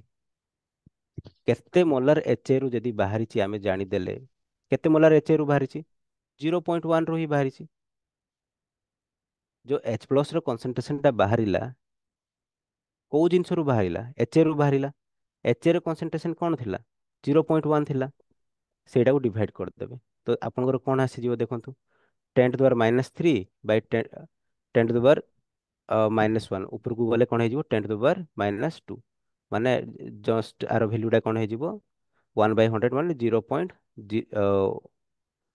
10⁻² ର ଅର୍ଥ ଆପଣଙ୍କର କେତେ ହବ? 10⁻², 0.10 ସମଥିଙ୍ଗ ହବ ଆଉ। 1 ସେକେଣ୍ଡ। 10⁻- ମାନେ 1/100 ମୁଁ 1/100 ମାନେ 1%। ଆଉ ଥରେ ମୁଁ କହୁଛି, ତାପରେ କନଫ୍ୟୁଜ ନହେଲେ ଏବେ ହେଇଯିବେ। ଫାଷ୍ଟ ମୁଁ କଣ କଲି? ଲମ୍ବା ପ୍ରୋସେସଟା ଖାଲି ବୁଝିବାକୁ ଚେଷ୍ଟା କରନ୍ତୁ। କେ ର ଭ୍ୟାଲ୍ୟୁ କାଢିଲି। କେ ର ଭ୍ୟାଲ୍ୟୁ କାଢିଲା ପରେ ଆମେ କଣ ଦରକାର ସେଥିରେ? କେ ପାଇଁ ଖାଲି ଦରକାର ନାହିଁ ଆମକୁ, ଖାଲି କେବଳ H ପ୍ଲସ ର କନସେଣ୍ଟ୍ରେସନ ଦରକାର। H ପ୍ଲସ ର କନସେଣ୍ଟ୍ରେସନ ଦରକାର ପାଇଁ ସେଠି ମୁଁ କଣ କଲି? ଏ ମାଇନସ୍ ବଦଳରେ H ପ୍ଲସ ପକେଇଦେଲି, କାହିଁକି ଇକ୍ୱିଲିବ୍ରିୟମରେ H ପ୍ଲସ ଆଉ ଏ ମାଇନସ୍ ର କନସେଣ୍ଟ୍ରେସନ ସମାନ। ସେଥିରୁ ମୁଁ କଣ ଆଣିଲି? H ପ୍ଲସ ର କନସେଣ୍ଟ୍ରେସନ ଆଣିଲି। ଯୋଉ H ପ୍ଲସ ଟା ବାହାରିଥିଲା, ଆମର କେତେ HA ରୁ ବାହାରିଥିଲା? H ପ୍ଲସ 0.1 ମୋଲାର ରୁ ବାହାରିଥିଲା। ଠିକ ଅଛି, ତ ସେତିକୁ ମୁଁ ଡିଭାଇଡ କରିଦେଲି। ଡିଭାଇଡ କଲା ପରେ କଣ ଆସିଗଲା? ଆମର ଆଲଫା ଆସିଯିବ, ଦ୍ୟାଟ ଇଜ 1। ଏବେ ଆପଣ ଡାଇରେକ୍ଟ କେମିତି କରିବେ? ଡାଇରେକ୍ଟ ଆପଣ କଣ କରିବେ? ଯଦି ଆପଣଙ୍କୁ ପଚାରିଛି, କଣ ସାର୍ ପଚାରିଛି? ହଁ, ଆଲଫା ଯୋଉ ଫର୍ମୁଲାଟା ଏଠି କେମିତି କଲେ? ଆଲଫାରେ ଦେଖନ୍ତୁ ସାର୍, ଗୋଟେ ପେପର ନେଇଯାଉଛି। ଆଲଫାଟା ମୁଁ କଣ କରିଦେଲି? ଆଲଫା ଇକ୍ୱାଲ ଟୁ ଯୋଉ କନସେଣ୍ଟ୍ରେସନ ଦେଇଥିଲା, କାର କନସେଣ୍ଟ୍ରେସନ ନେଇଗଲି? H ପ୍ଲସ ର କନସେଣ୍ଟ୍ରେସନ କୁ ଡିଭାଇଡ କରିଦେଲି କାର କନସେଣ୍ଟ୍ରେସନ ସହିତ?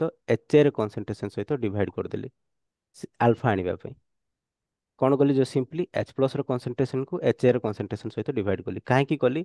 ଆମର ଯୋଉ ଡିଗ୍ରୀ ଅଫ ଡିସୋସିଏସନ ହେଇଥିଲା, ଆମେ ଡାଇରେକ୍ଟ H ପ୍ଲସ ର ଯୋଉ କନସେଣ୍ଟ୍ରେସନ ଆଣିଥିଲେ, ସେଇଟା କେବଳ H ପ୍ଲସ ରୁ ଆସିଗଲା। କିନ୍ତୁ H ପ୍ଲସ ଟା କୋଉଠୁ ବାହାରିଥିଲା? H ପ୍ଲସ ଟା HA ରୁ ବାହାରିଥିଲା। ତ ସେଥିପାଇଁ ଆମକୁ ଡିଭାଇଡ କରିବାକୁ ପଡୁଥିଲା। କାହିଁରେ ଡିଭାଇଡ କରିବାକୁ ପଡିଲା? HA ର କନସେଣ୍ଟ୍ରେସନ ସହିତ ଡିଭାଇଡ କରିବାକୁ ପଡିଲା। ଏଇ କୋଶ୍ଚିନ୍ ଟାକୁ ଆପଣ ଯଦି ଡାଇରେକ୍ଟଲି କରିବେ, କଣ କରିବେ? କିଛି ଆପଣଙ୍କର କରିବାର ଦରକାର ନାହିଁ। ଯୋଉଟା କେ ଦେଇଥିବ, କେ କୁ ଆପଣ କାହା ସହିତ ଗୁଣନ କରିବେ? ଫାଷ୍ଟ ସି ସହିତ ଗୁଣନ କରିବେ। କେ କୁ କାହା ସହିତ ଗୁଣନ କରିବେ? ସି। ସି ମାନେ ଯୋଉ କନସେଣ୍ଟ୍ରେସନ ଦେଇଥିବ ଏସିଡ ର, ଏଇ ଦିଟାକୁ ଗୁଣନ କରିବା ଷ୍ଟାର୍ଟ କରିବେ। ଯେତିକି ଆସିଲା ସେଇଟାକୁ ପୁଣି ସେଇ କନସେଣ୍ଟ୍ରେସନରେ ଡିଭାଇଡ କରିବେ।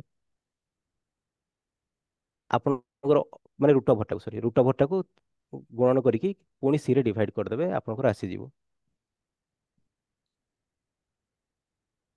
ପୁଣି ଆଉ ଥରେ କନଫ୍ୟୁଜ ହେଇଗଲେ ମୁଁ କହିଦଉଛି। ଯଦି ଆଲଫା ଦରକାର, ଆପଣ କଣ କରିବେ? କେ କୁ ଏସିଡ ର କନସେଣ୍ଟ୍ରେସନ ସହିତ ଗୁଣନ କରିବେ। ଗୁଣନ କଲା ପରେ ପୁଣି ସେଇ କନସେଣ୍ଟ୍ରେସନ ସହିତ ଡିଭାଇଡ କରିଦେବେ, ଆପଣଙ୍କର ଆସିଯିବ କଣ? ଆଲଫାର ଭ୍ୟାଲ୍ୟୁ ପଳେଇ ଆସିବ। ଡାଇରେକ୍ଟ ସଠିକରେ ଯଦି କରିବେ, ଯଦି ପ୍ରୋସେସ ବୁଝିବେ, ତାହେଲେ ଏତେ ବୁଝିବେ ପ୍ରୋସେସ। ଆଉ ଥରେ ଏଟାକୁ ରିଭାଇଜ କରନ୍ତୁ। ଡାଉଟ ଯଦି ହବ ମୋତେ ନେକ୍ସଟ କ୍ଲାସରେ ପୁଣି ପଚାରି ଦିଅନ୍ତୁ, ଆଉ ଥରେ ଟିକେ ବୁଝିବେ। ଫାଷ୍ଟ ଟାଇମ ଯଦି ଦେଖୁଥିବେ ଟିକେ ଅଡୁଆ ଲାଗୁଥିବ। ଏଇଟା ସାର୍ ବାହାର କରୁଥିଲେ ବୋଧେ ପଢିଲା ବେଳେ, ରୁଟ୍ କରାହେଇଥିଲା ଓଭର କି? କେ ବାय ସି। ହଁ, ଏଇଟା ଥିଲା ଡାଇରେକ୍ଟ, ତ ମୁଁ କନଫ୍ୟୁଜ ହେଇଥିଲି। ସେ ଲେନ୍ଦି ପ୍ରୋସେସକୁ ଛାଡି ଦେଇଥିଲି, ଏଇଟା ସର୍ଟକଟକୁ ଦେଖିଥିଲି। ଠିକ ଠିକ। ତାପରେ ଦେଖନ୍ତୁ 5 ନମ୍ବରଟା ଟିକେ ଦେଖନ୍ତୁ। 5 ନମ୍ବରଟା ବି ଟିକେ କନସେପଚୁଆଲ କୋଶ୍ଚିନ୍, ଫିର ବି ଏଇଟା ହେଇଯିବ ଆରାମରେ।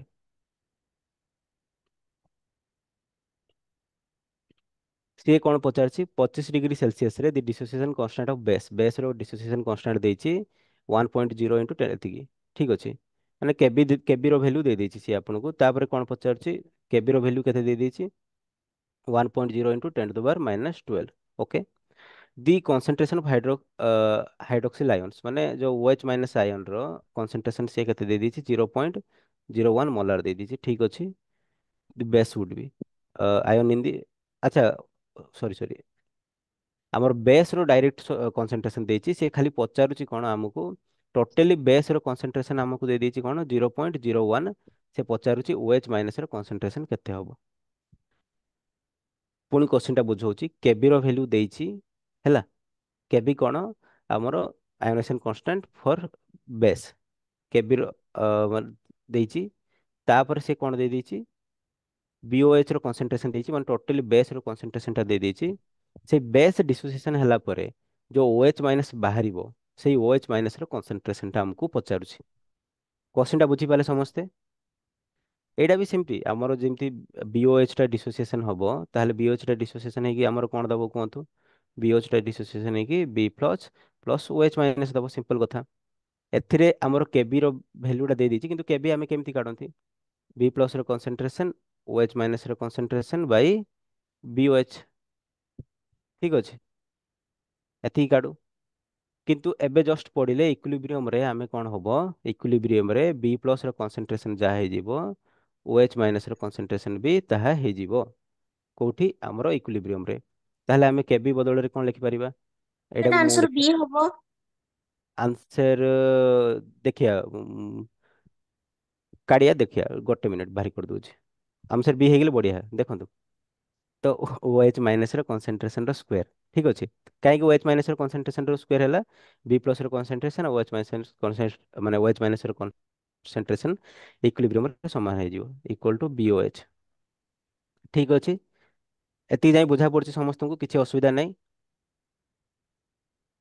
ଆଜ୍ଞା। ତାପରେ ଆମକୁ ସବୁ କିଛି ଦେଇଦେଇଛି, ସବୁ କିଛି ଦେଇଦେଇଛି, ଖାଲି BOH ର କନସେନ୍ଟ୍ରେସନ ଦେଇଦେଇଛି, କେବି ବି ଦେଇଦେଇଛି, ଆମକୁ OH ମାଇନସ କାଢିବାର ଅଛି। BOH ର କନସେନ୍ଟ୍ରେସନ କେତେ ଦେଇଦେଇଛି, 0.01। କେବି କେତେ ଦେଇଛି କୁହନ୍ତୁ ଆମକୁ, କେବି ର ଭ୍ୟାଲୁ ଦେଇଦେଇଛି ଆମକୁ 1.0 × 10⁻−12। OH ମାଇନସ ର କନସେନ୍ଟ୍ରେସନ କାଢିବାର ଅଛି। ଠିକ ଅଛି, ଏଇ କୋଶ୍ଚିନ୍ ଗୁଡା କରିପାରିବେ ବୋଲି ସେ ପ୍ରୋସେସଟା ବତେଇଲି, ନହେଲେ ସର୍ଟକଟ୍ ବି ହେଇଯାଇଥାନ୍ତା। BOH କେତେ ହବ କୁହନ୍ତୁ, BOH ର କନସେନ୍ଟ୍ରେସନ ଦେଇଦେଇଛି ଆପଣଙ୍କୁ 0.01। ଠିକ ଅଛି, ତ ଏଇଟାକୁ ଆପଣ ସଲ୍ଭ କଲେ କଣ ପଳାଇବ, OH ମାଇନସ ର କନସେନ୍ଟ୍ରେସନ ପଳାଇବ। ତ ଏଠି ଆପଣ ଗୁଣନ କରିଦିଅନ୍ତୁ, 1.0 × 10⁻−12 ତ ପୂର୍ବରୁ ଥିଲା, × 0.01, ଏଇଟା ହରଣ ଅଛି, ସେପଟେ ଗଲେ ଗୁଣନ ହବ। ତାହେଲେ ଏଇଟା କଣ ହେଇଯିବ, OH ମାଇନସ ର କନସେନ୍ଟ୍ରେସନ ସ୍କୋୟାର। ଠିକ, ସ୍କୋୟାର ହେଇକି ଅଛି। 0.01 ର ଅର୍ଥ କଣ, 10⁻−2। ଠିକ ଅଛି, ତ ଏଇଟା ଟୋଟାଲି କଣ ହେଇଯିବ, 1 × 10⁻−14 ହେଇଯିବ। ଠିକ ଅଛି, ଇକ୍ୱାଲ ଟୁ OH ମାଇନସ ର କନସେନ୍ଟ୍ରେସନ ର ସ୍କୋୟାର। କେବଳ ଯଦି OH ମାଇନସ ର କନସେନ୍ଟ୍ରେସନ ଦରକାର, ତାହେଲେ କଣ ହେଇଯିବ, ଆମକୁ 10⁻−7 ହେଇଯିବ। ଠିକ ଅଛି, 1 × ଆଉ ଛାଡ଼ି ଦିଅନ୍ତୁ। ବୁଝିପାରିଲେ ସମସ୍ତେ? ଏଇଟା, ଏଇ ପ୍ରୋସେସଟା ବୁଝେଇବା ପାଇଁ ହିଁ ସେ କୋଶ୍ଚିନ୍ଟା ମୁଁ ପୁରା କରିଥିଲି, ନହେଲେ କିଛି କରିବା ଦରକାର ନାହିଁ। କେବି କାଢିବେ, ଖାଲି ଗୋଟେ ପଏଣ୍ଟ ମନେ ରଖିବେ, B ପ୍ଲସ ର କନସେନ୍ଟ୍ରେସନ OH ମାଇନସ ର କନସେନ୍ଟ୍ରେସନ ସମାନ ରହିବ କେତେବେଳେ, ଇକ୍ୱିଲିବ୍ରିୟମରେ। ସେଥିପାଇଁ ସେଟା OH ମାଇନସ ର ସ୍କୋୟାର ହେଇଯାଉଛି। ଆଉ ବାକି ଯେମିତି ଆପଣ ନର୍ମାଲ ଇକ୍ୱେସନ ସଲ୍ଭ କରୁଛନ୍ତି, ସେଇ ମେଥଡରେ ଏଇ କୋଶ୍ଚିନ୍ ଗୁଡାକ ସଲ୍ଭ କରିପାରିବେ, କିଛି ପ୍ରୋବ୍ଲେମ ହବନି। ହବ ଏଇ କୋଶ୍ଚିନ୍ଟା? Yes sir. ଠିକ। ଆପଣ କୋଉଟା କହିଥିଲେ କି, ସିଟା ନା କିଏ କଣ, କୋଉ ମ୍ୟାଡାମ କହିଥିଲେ? ଡିଟା, ଡିଟା ହିଁ ହବ। ଠିକ ଅଛି, ୟେସ୍ ଓକେ। ସାର୍, ବୁଝେଇଲା ଡି ହବ। ହଁ, ହଉ। ଏଇଟା ଆମର ଆୟନିକ ଇକ୍ୱିଲିବ୍ରିୟମ ଟିକେ ଟିକେ ସରିଲା। ସଲ୍ୟୁବିଲିଟି ପ୍ରଡକ୍ଟର କିଛି ରଖିଥିଲି ବୋଧେ, ଆସିବ ବୋଧେ। ହଁ, ହଉ ଛାଡ଼ନ୍ତୁ। ହଁ, ଏଇଟା ତ ଆୟନିକ ଇକ୍ୱିଲିବ୍ରିୟମର ଏଇ କୋଶ୍ଚିନ୍ଟା ଦେଖନ୍ତୁ। Which of the following cannot act both as Bronsted acid and Bronsted base? କୋଉଟା ଏଥିମଧ୍ୟରୁ ବ୍ରନ୍ଷ୍ଟେଡ୍ ଏସିଡ ଆଉ ବ୍ରନ୍ଷ୍ଟେଡ୍ ବେସ୍ ହେଇପାରିବନି? ଦିଟା ଯାକ ହେଇପାରିବନି। ବ୍ରନ୍ଷ୍ଟେଡ୍ ର କଣ, କାହାକୁ ବ୍ରନ୍ଷ୍ଟେଡ୍ ଏସିଡ, କାହାକୁ ବ୍ରନ୍ଷ୍ଟେଡ୍ ବେସ୍ କୁହାଯାଉଥିଲା କୁହନ୍ତୁ? ବ୍ରନଷ୍ଟେଡ୍ କନସେପ୍ଟ କଣ କହୁଛି? ଏସିଡ କିଏ? volunteer H plus donate କଲେ ମାନେ ସେ H ପ୍ଲସ ଟା ଯିଏ ଡୋନେଟ୍ କରିବ, ବେସ୍ କିଏ? ସେ accept କରିବ ଯିଏ ଆକ୍ସେପ୍ଟ H plus କରିବ। accept କରିବ। ଠିକ ଅଛି। ତ ଆପଣ ଦେଖନ୍ତୁ କିଏ ଡୋନେଟ୍ କରି, ମାନେ ଏଇଟା ଯଦି ଆମେ ଆ କଥା କହିବେ, ଇଏ H ପ୍ଲସ ଦେଇପାରିବ, କିଛି ଅସୁବିଧା ନାହିଁ, ଆର ପାଖରେ H ଅଛି। H ବି ଆକ୍ସେପ୍ଟ ବି କରିପାରିବ, କାହିଁ କରିପାରିବ? ମାଇନସ ରେ ଅଛି, ହଁ କି ନା? ଇଏ ହେଇପାରିବ, ଇଏ ଆକ୍ସେପ୍ଟ ବି କରିପାରିବ, ମାନେ ଇଏ ଦିଟା ଜିନିଷ ହେଇପାରିବ, ଏସିଡ ଆଜ ୱେଲ ଆଜ ବେସ୍ ହେଇପାରିବ। ଠିକ ଅଛି। ସେ ଆମକୁ ପଚାରୁଛି କୋଉଟା ଏସିଡ ହେଇପାରିବ କିନ୍ତୁ ବେସ୍ ହେଇପାରିବନି କହୁଛି। ବୁଝିଲେ? ମାନେ ଏଇ ସବୁ ଗୁଡାକ କୋଉଠି ରିଆକ୍ସନ କରିବେ? ପାଣିରେ ଯେତେବେଳେ ପକେଇବେ, ମାନେ ସଲ୍ୟୁସନରେ ଯେତେବେଳେ ଦେବେ, ଇଏ HCO3 ମାଇନସ କଣ ଏସିଡ ଆଉ ବେସ୍ ଭଳିଆ କାମ କରିବ। NH3 ବି, NH3 ଗୋଟେ H ପ୍ଲସ ଦେଇପାରିବ, ଆ ପାଖରେ ଖାଲି ଜାଗା ଅଛି, ଇଏ ଗୋଟେ H ପ୍ଲସ ଆଣି ବି ପାରିବ, NH3 ବି ଏସିଡ ବେସ୍ କାମ ହେଇପାରିବ। କିନ୍ତୁ ଯେତେବେଳେ ଆପଣ HCl କଥା ଦେଖିବେ, HCl କଥା କଣ ହବ? ଯେତେବେଳେ ଆପଣ HCl କୁ ପାଣିରେ ମାନେ ଭର୍ତ୍ତି କରିବେ, HCl କୁ ପାଣିରେ ଭର୍ତ୍ତି କରିବେ, ତାହେଲେ ଇଏ କଣ ହବ? ହାଇଡ୍ରୋନିୟମ ଆୟନ ହେଇଯିବ। କୋଉ ଆୟନ ହେଇଯିବ? ହାଇଡ୍ରୋନିୟମ ଆୟନ ହେଇଯିବ। ଠିକ ଅଛି। ଆଉ Cl ମାଇନସ ଆୟନ ହେଇଯିବ। ଠିକ ଅଛି। ତ ସେଇ ଏଠି କଣ ହୁଏ? ଆଉ ଯୋଉ Cl ମାଇନସ ହେଇଥିବ ପୁରା କମ୍ପ୍ଲିଟଲି ଡିସୋସିଏସନ ହବ, ଆଉ ଯୋଉ H3O ପ୍ଲସ ଟା ବନିବ, H3O ପ୍ଲସ ଟା ବନିବ, ଇଏ ଆଉ H ପ୍ଲସ କିଛି ଆକ୍ସେପ୍ଟ କରିବ ହିଁ ନାହିଁ। ଠିକ ଅଛି। ଯୋଉ HCl ରୁ H3O ପ୍ଲସ ବନିବ, ସିଏ ଆଉ କିଛି ଆମର ଆକ୍ସେପ୍ଟ ହିଁ କରିପାରିବନି। କଣ ଆକ୍ସେପ୍ଟ କରିପାରିବନି? H plus. ତ ଇଏ ଖାଲି କଣ HCl ଟା ଆମର ବ୍ରୋନଷ୍ଟେଡ୍ ଏସିଡ ହିଁ ହେଲା। ଆଉ ଏସିଡ ହେଲା ପରେ ଯୋଉ ବନିଲା ତା ଦ୍ଵାରା ଯୋଉ H3O ପ୍ଲସ ଟା, ସିଏ ଆଉ କିଛି ଆକ୍ସେପ୍ଟ ହିଁ କରିପାରିବନି କଣ? H plus. କାହିଁକି? ଇଏ ଅଲରେଡି ପ୍ଲସ ହେଇକି ଅଛି, ଆଉ ଇଏ ଆକ୍ସେପ୍ଟ କରିବାର ଅବସ୍ଥାରେ ହିଁ ନାହିଁ। ବୁଝିଲେ? ତ ସେଥିପାଇଁ ଇଏ କଣ ହୁଏ? ଆମର HCl ଟା ବ୍ରୋନଷ୍ଟେଡ୍ ଏସିଡ ହୁଏ, କିନ୍ତୁ ବ୍ରୋନଷ୍ଟେଡ୍ ବେସ୍ ହବନି। ତ ଇଏ ବୋଥ ଏସିଡ ଆଉ ବେସ୍ ଭାବରେ କାମ କରିପାରିବନି, କିଏ? HCl ଟା। ତାପରେ ନେକ୍ସଟ କ୍ୱେଶ୍ଚନ ଦେଖନ୍ତୁ। କଞ୍ଜୁଗେଟ ଏସିଡ ପେयर ଆମେ ପଢିଥିଲେ, କଞ୍ଜୁଗେଟ ଏସିଡ ପେयर କଣ?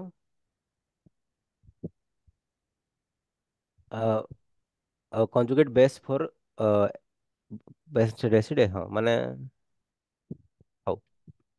ଆମର ଦେଖନ୍ତୁ H2O କୁ ସିଏ ଗୋଟେ ଏସିଡ ବେଲଛି, ତାପରେ HF କୁ ଗୋଟେ ଏସିଡ କହୁଛି। ଠିକ ଅଛି। ସିଏ କହୁଛି ଆମର ଆର କଞ୍ଜୁଗେଟ ବେସ୍ କଣ ହବ? ଏସିଡ ରୁ ଯଦି ଆମେ କଞ୍ଜୁଗେଟ ବେସ୍ ବନେଇବାର ଅଛି, ତାହେଲେ ଆମେ କଣ କରୁଥିଲେ କୁହନ୍ତୁ? ହଁ, ଏସିଡ ବେସ୍ ଆମର କଞ୍ଜୁଗେଟ ପେयर ପଢାଇଥିଲେ, ହଁ କି ନା? ଯଦି ଗୋଟେ ଏସିଡ ଅଛି, ସେଟାକୁ ଆମେ କଣ ବନେଇବାର ଅଛି? ଦିଟା ସେ donate H plus ଯୋଉଟା ସେଇଟା ହବ। ମାନେ କୋଉଟା ଆନ୍ସର ହବ କୁହନ୍ତୁ? ମାନେ ଆମେ କଣ କରିବାର ଅଛି? ଯଦି ଗୋଟେ ଏସିଡ ଅଛି, ତାକୁ ଆମେ ବେସ୍ ବନେଇବାକୁ ପଡିବ, ତାର କଞ୍ଜୁଗେଟ ବେସ୍ ବନେଇବାକୁ ପଡିବ। H plus ହରେଇବ, କାଢିଦବା ସେ H ପ୍ଲସ ଟା। H plus ଟା donate କରିବ।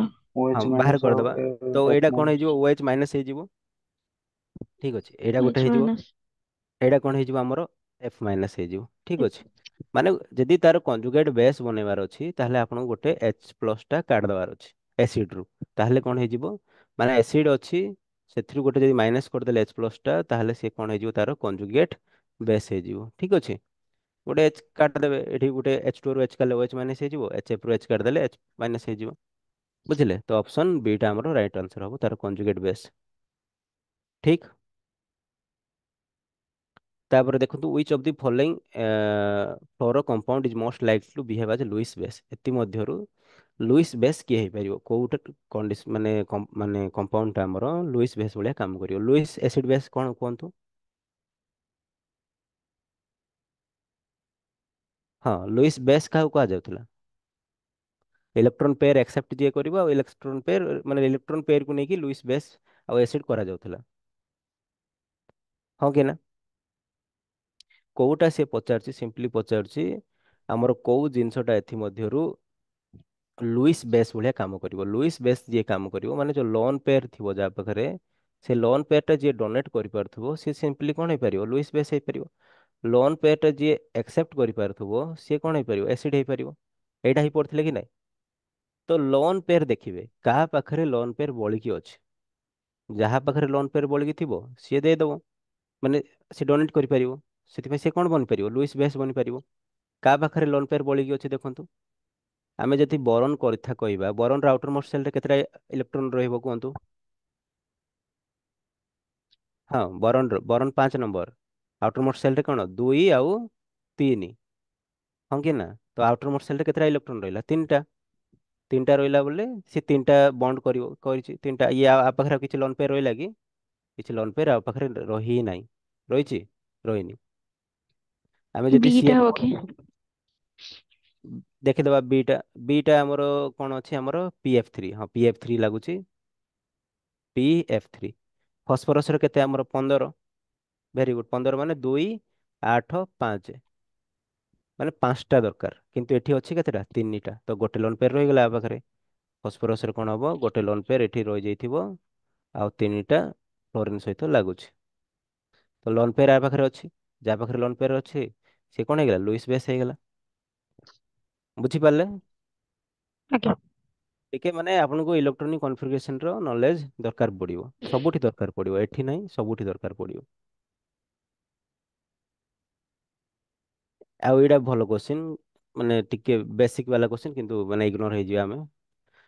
କୋଉଟା ଷ୍ଟ୍ରଙ୍ଗେଷ୍ଟ ଏସିଡ ବୋଲି ପଚାରୁଛି। ଠିକ ଅଛି, ଏଇଟା ତ ଘୁଷିକି ମନେ ରଖନ୍ତି, କିନ୍ତୁ ଆର ଏଷ୍ଟ୍ରେସନ। ଟ୍ରିକ୍ ହଉଛି କଣ? ଯାହାର ଅକ୍ସିଡେସନ ନମ୍ବର ଅଧିକ, ଯାହାର ଅକ୍ସିଡେସନ ନମ୍ବର ଅଧିକ, ସିଏ ସବୁଠୁ ଅଧିକ ଏସିଡିକ। ଅକ୍ସିଡେସନ ନମ୍ବର ଯାହାର ଅଧିକ, ଠିକ ଅଛି, ସିଏ ତ ସେତେ ଏସିଡିକ। ସେଣ୍ଟ୍ରାଲ ଆଟମ ର କି? ହଁ, ସେଣ୍ଟ୍ରାଲ ଆଟମର। Very good. ସେଣ୍ଟ୍ରାଲ ଆଟମର ଅକ୍ସିଡେସନ ନମ୍ବର ମାନେ ସେଣ୍ଟ୍ରାଲ ଆଟମର। ଠିକ ଅଛି। ମ୍ୟାକ୍ସିମମ୍ ଟାଇମରେ ଅକ୍ସିଡେସନ ନମ୍ବର ସେଣ୍ଟ୍ରାଲ ଆଟମର ହିଁ ଆମେ କନସିଡର କରେ, ମାନେ ଏସିଡିକ ଜାଣିବା ପାଇଁ। ସବୁ ଠିକ ଅଛି। ତ ଆର ସେଣ୍ଟ୍ରାଲ ଆଟମ କଣ? ସଲଫର ହବ। ସଲଫରର ଅକ୍ସିଡେସନ ନମ୍ବର କେତେ ହବ? କାଢନ୍ତୁ ସମସ୍ତେ। ହଁ, କାଢି ପାରିବେ ନା। H2SO4 ରେ ସେଣ୍ଟ୍ରାଲ ସଲଫର ଅକ୍ସିଡେସନ ନମ୍ବର ଏଇଟା ଆଜ୍ଞା। କଣ ହେଇଯିବ? ଅକ୍ସିଜେନ ର -2 କେତେଟା ଅଛି? 4ଟା 6 ଅଛି। + 6। Very good. +6 ହବ। କେତେ ହବ? +6। କେମିତି ହେଲା? ସମସ୍ତେ କାଢିଦେବେ ଏଇଟା। ଯଦି ଏଇଟାକୁ x ନେଲେ, ଏଇଟାକୁ 2 ନେଇଗଲେ, ଇକ୍ୱାଲ ଟୁ 0 କଲେ, ଆମର କେତେ ହେଇଯିବ? ଡିସିମ୍ପ୍ଲାଇଜ୍ 8 - 2 = 6 ହେଇଯିବ। +6 ହେଇଗଲା। ସେଇଟା ହବ କି? ଆମର ସିଟ୍, ହଁ, କ୍ଲୋରିନ ରେ ଏଠି କାଢି ଦିଅନ୍ତୁ। ସିଟା କହୁଛନ୍ତି ନା ସାର୍? ଦେଖିଦେବା ଏଠି ଆମର ସଲଫର କେତେ ବାହାରିଲା? ଏଠି ଆ ପାଇଁ ବାହାରିଲା 6 ବାହାରିଲା। ଠିକ ଅଛି। ଆ ପାଇଁ ଦେଖିଦବା। ଆ ପାଇଁ ଯଦି 1 ହେଇଗଲା, -8 + 1 7 ବାହାରିବ। 7 ବାହାରିବ। Very good. ତାପରେ ଏଠି କେତେ ବାହାରିବ କୁହନ୍ତୁ? ଏଇଠି -6 + 1 5 5 ହବ। ବାହାରିବ। ଯେ ଯେ ଡାଇରେକ୍ଟ କାଢି ପାରୁନାହାନ୍ତି, ସିଏ ଫୋର୍ ଏଠି ଏଠି ହବ ଇଏ ହେଇକି, ହଁ, ସେଇଟା ହବ। +4 ହବ। ଠିକ ଅଛି। ତାହେଲେ ବଡ କୋଉଠି ହଉଛି ସବୁଠୁ? ଏଠି ହଉଛି। ଠିକ ଅଛି। ତ ତାହେଲେ ଏଇଟା ସବୁଠୁ ଏସିଡିକ, ଏଇଟା ହବ। ସିମ୍ପଲ କଥା। ଇଜି ହେଇଗଲା। ତାହେଲେ ଆପଣ ଖାଲି ଟ୍ରିକ୍ ଟା ମନେ ରଖିଥିବେ କଣ? ଯାହାର ମାନେ ସେ ସେଣ୍ଟ୍ରାଲ ଆଟମ ର ଅକ୍ସିଡେସନ ନମ୍ବର ଅଧିକ, ସେ ସବୁଠୁ ଅଧିକ ଏସିଡିକ। ସିମ୍ପଲ କଥା। ଠିକ। ତାପରେ ଏଇଟା ଦେଖନ୍ତୁ, ପିଏଚ୍ କୁ ନେଇ ଗୋଟେ କୋଶ୍ଚିନ୍ ପଚାରିଦେଲେ। ପିଏଚ୍ ଆଉ ସଲ୍ୟୁବିଲିଟି କୁ ନେଇକି ଗୋଟେ କୋଶ୍ଚିନ୍ ରଖା ହେଇଯାଇଛି, ଯାହା ମାନେ ସବୁ କନସେପ୍ଟ କ୍ଲିୟର ହେଇଯିବ ବୋଲି। ସେ କହିଛି pH of saturated solution of, ମାନେ ଏଇ ଯୋଉ CaOH2 ଅଛି, କ୍ୟାଲସିୟମ ହାଇଡ୍ରୋକ୍ସାଇଡ୍ ଅଛି, ତାର ପିଏଚ୍ 9 ଦେଇଦେଇଛି। ଠିକ ଅଛି। ତାର KSP ଦେଇଦେଇଛି। ସଲ୍ୟୁବିଲିଟି ପ୍ରଡକ୍ଟ ଦେଇଦେଇଛି ଆମର। ଆଚ୍ଛା, କାଢିବାକୁ କହିଛି। KSP କାଢିବାକୁ କହିଛି, ମାନେ ପିଏଚ୍ ଦେଇଦେଇଛି, ଡାଇରେକ୍ଟ ସଲ୍ୟୁବିଲିଟି ପ୍ରଡକ୍ଟ କାଢିବାକୁ କହିଛି। ଠିକ ଅଛି। ଯଦି ଫାଷ୍ଟ ପାଇଁ ଦେଖୁଥିବେ ଟିକେ ଅସୁବିଧା ଲାଗିବ, କିନ୍ତୁ କାଢିବାଟା ବହୁତ। ଆମେ ଫାଷ୍ଟ ଦେଖନ୍ତୁ ସଲ୍ୟୁବିଲିଟି ପ୍ରଡକ୍ଟ ଆମେ କାଢିବା। ଆମେ ଯେତେବେଳେ ଦେଖିବା ସଲ୍ୟୁବିଲିଟି ପ୍ରଡକ୍ଟ କାଢିବା, କାହାର କାଢିବା? CaOH2 ର। ଏଟାକୁ ଆମେ ଡିସୋସିଏସନ କରିବା ଫାଷ୍ଟ। ଯେତେବେଳେ ଆକୁ ଡିସୋସିଏସନ କରିବା, ଏଇଟା କେମିତି ଡିସୋସିଏସନ ହବ? Ca+2 ତାପରେ 2OH-, ଏମିତି ହିଁ ହବ। ଏମିତି ଡିସୋସିଏସନ ହବ ନା ନାଇଁ? Yes, sir.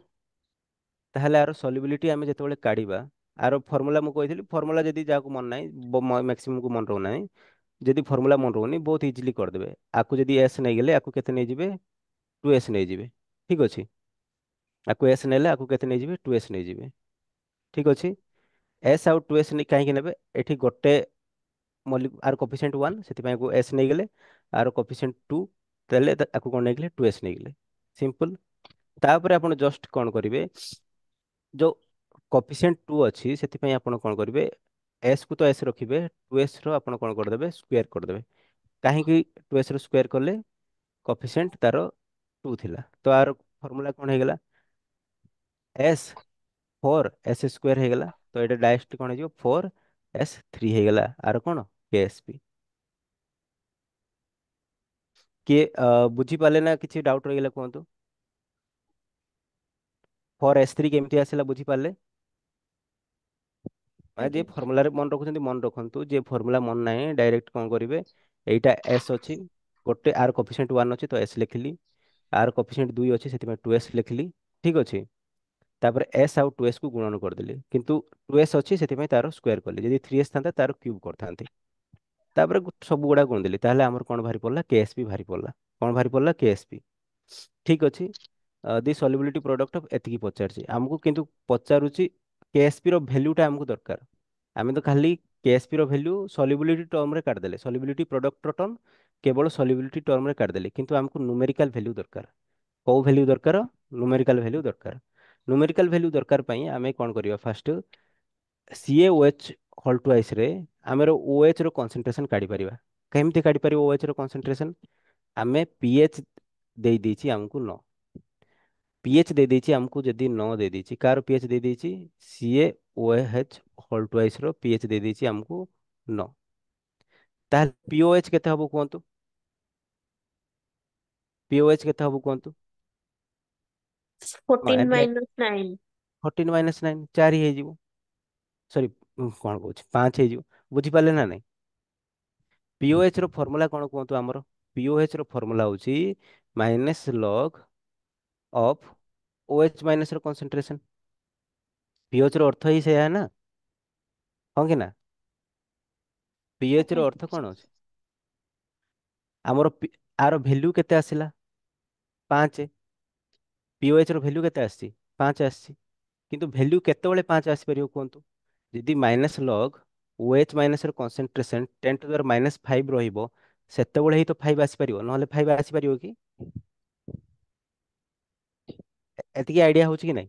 ମାନେ ଇନଡାଇରେକ୍ଟଲି ଆମେ କଣ କାଢିଦେଲେ? OH ମାଇନସ ଆୟନ ର କନସେନ୍ଟ୍ରେସନ କାଢିଦେଲେ। OH ମାଇନସ ର କନସେନ୍ଟ୍ରେସନ କେତେ ହେଲା? 10⁻⁵। ଏଠି ଯେତେବେଳେ POH ଆମେ 5 ଜାଣିଛେ, OH ମାଇନସ ର କନସେନ୍ଟ୍ରେସନ କେତେ ହବାକୁ ପଡିବ? 10⁻⁵।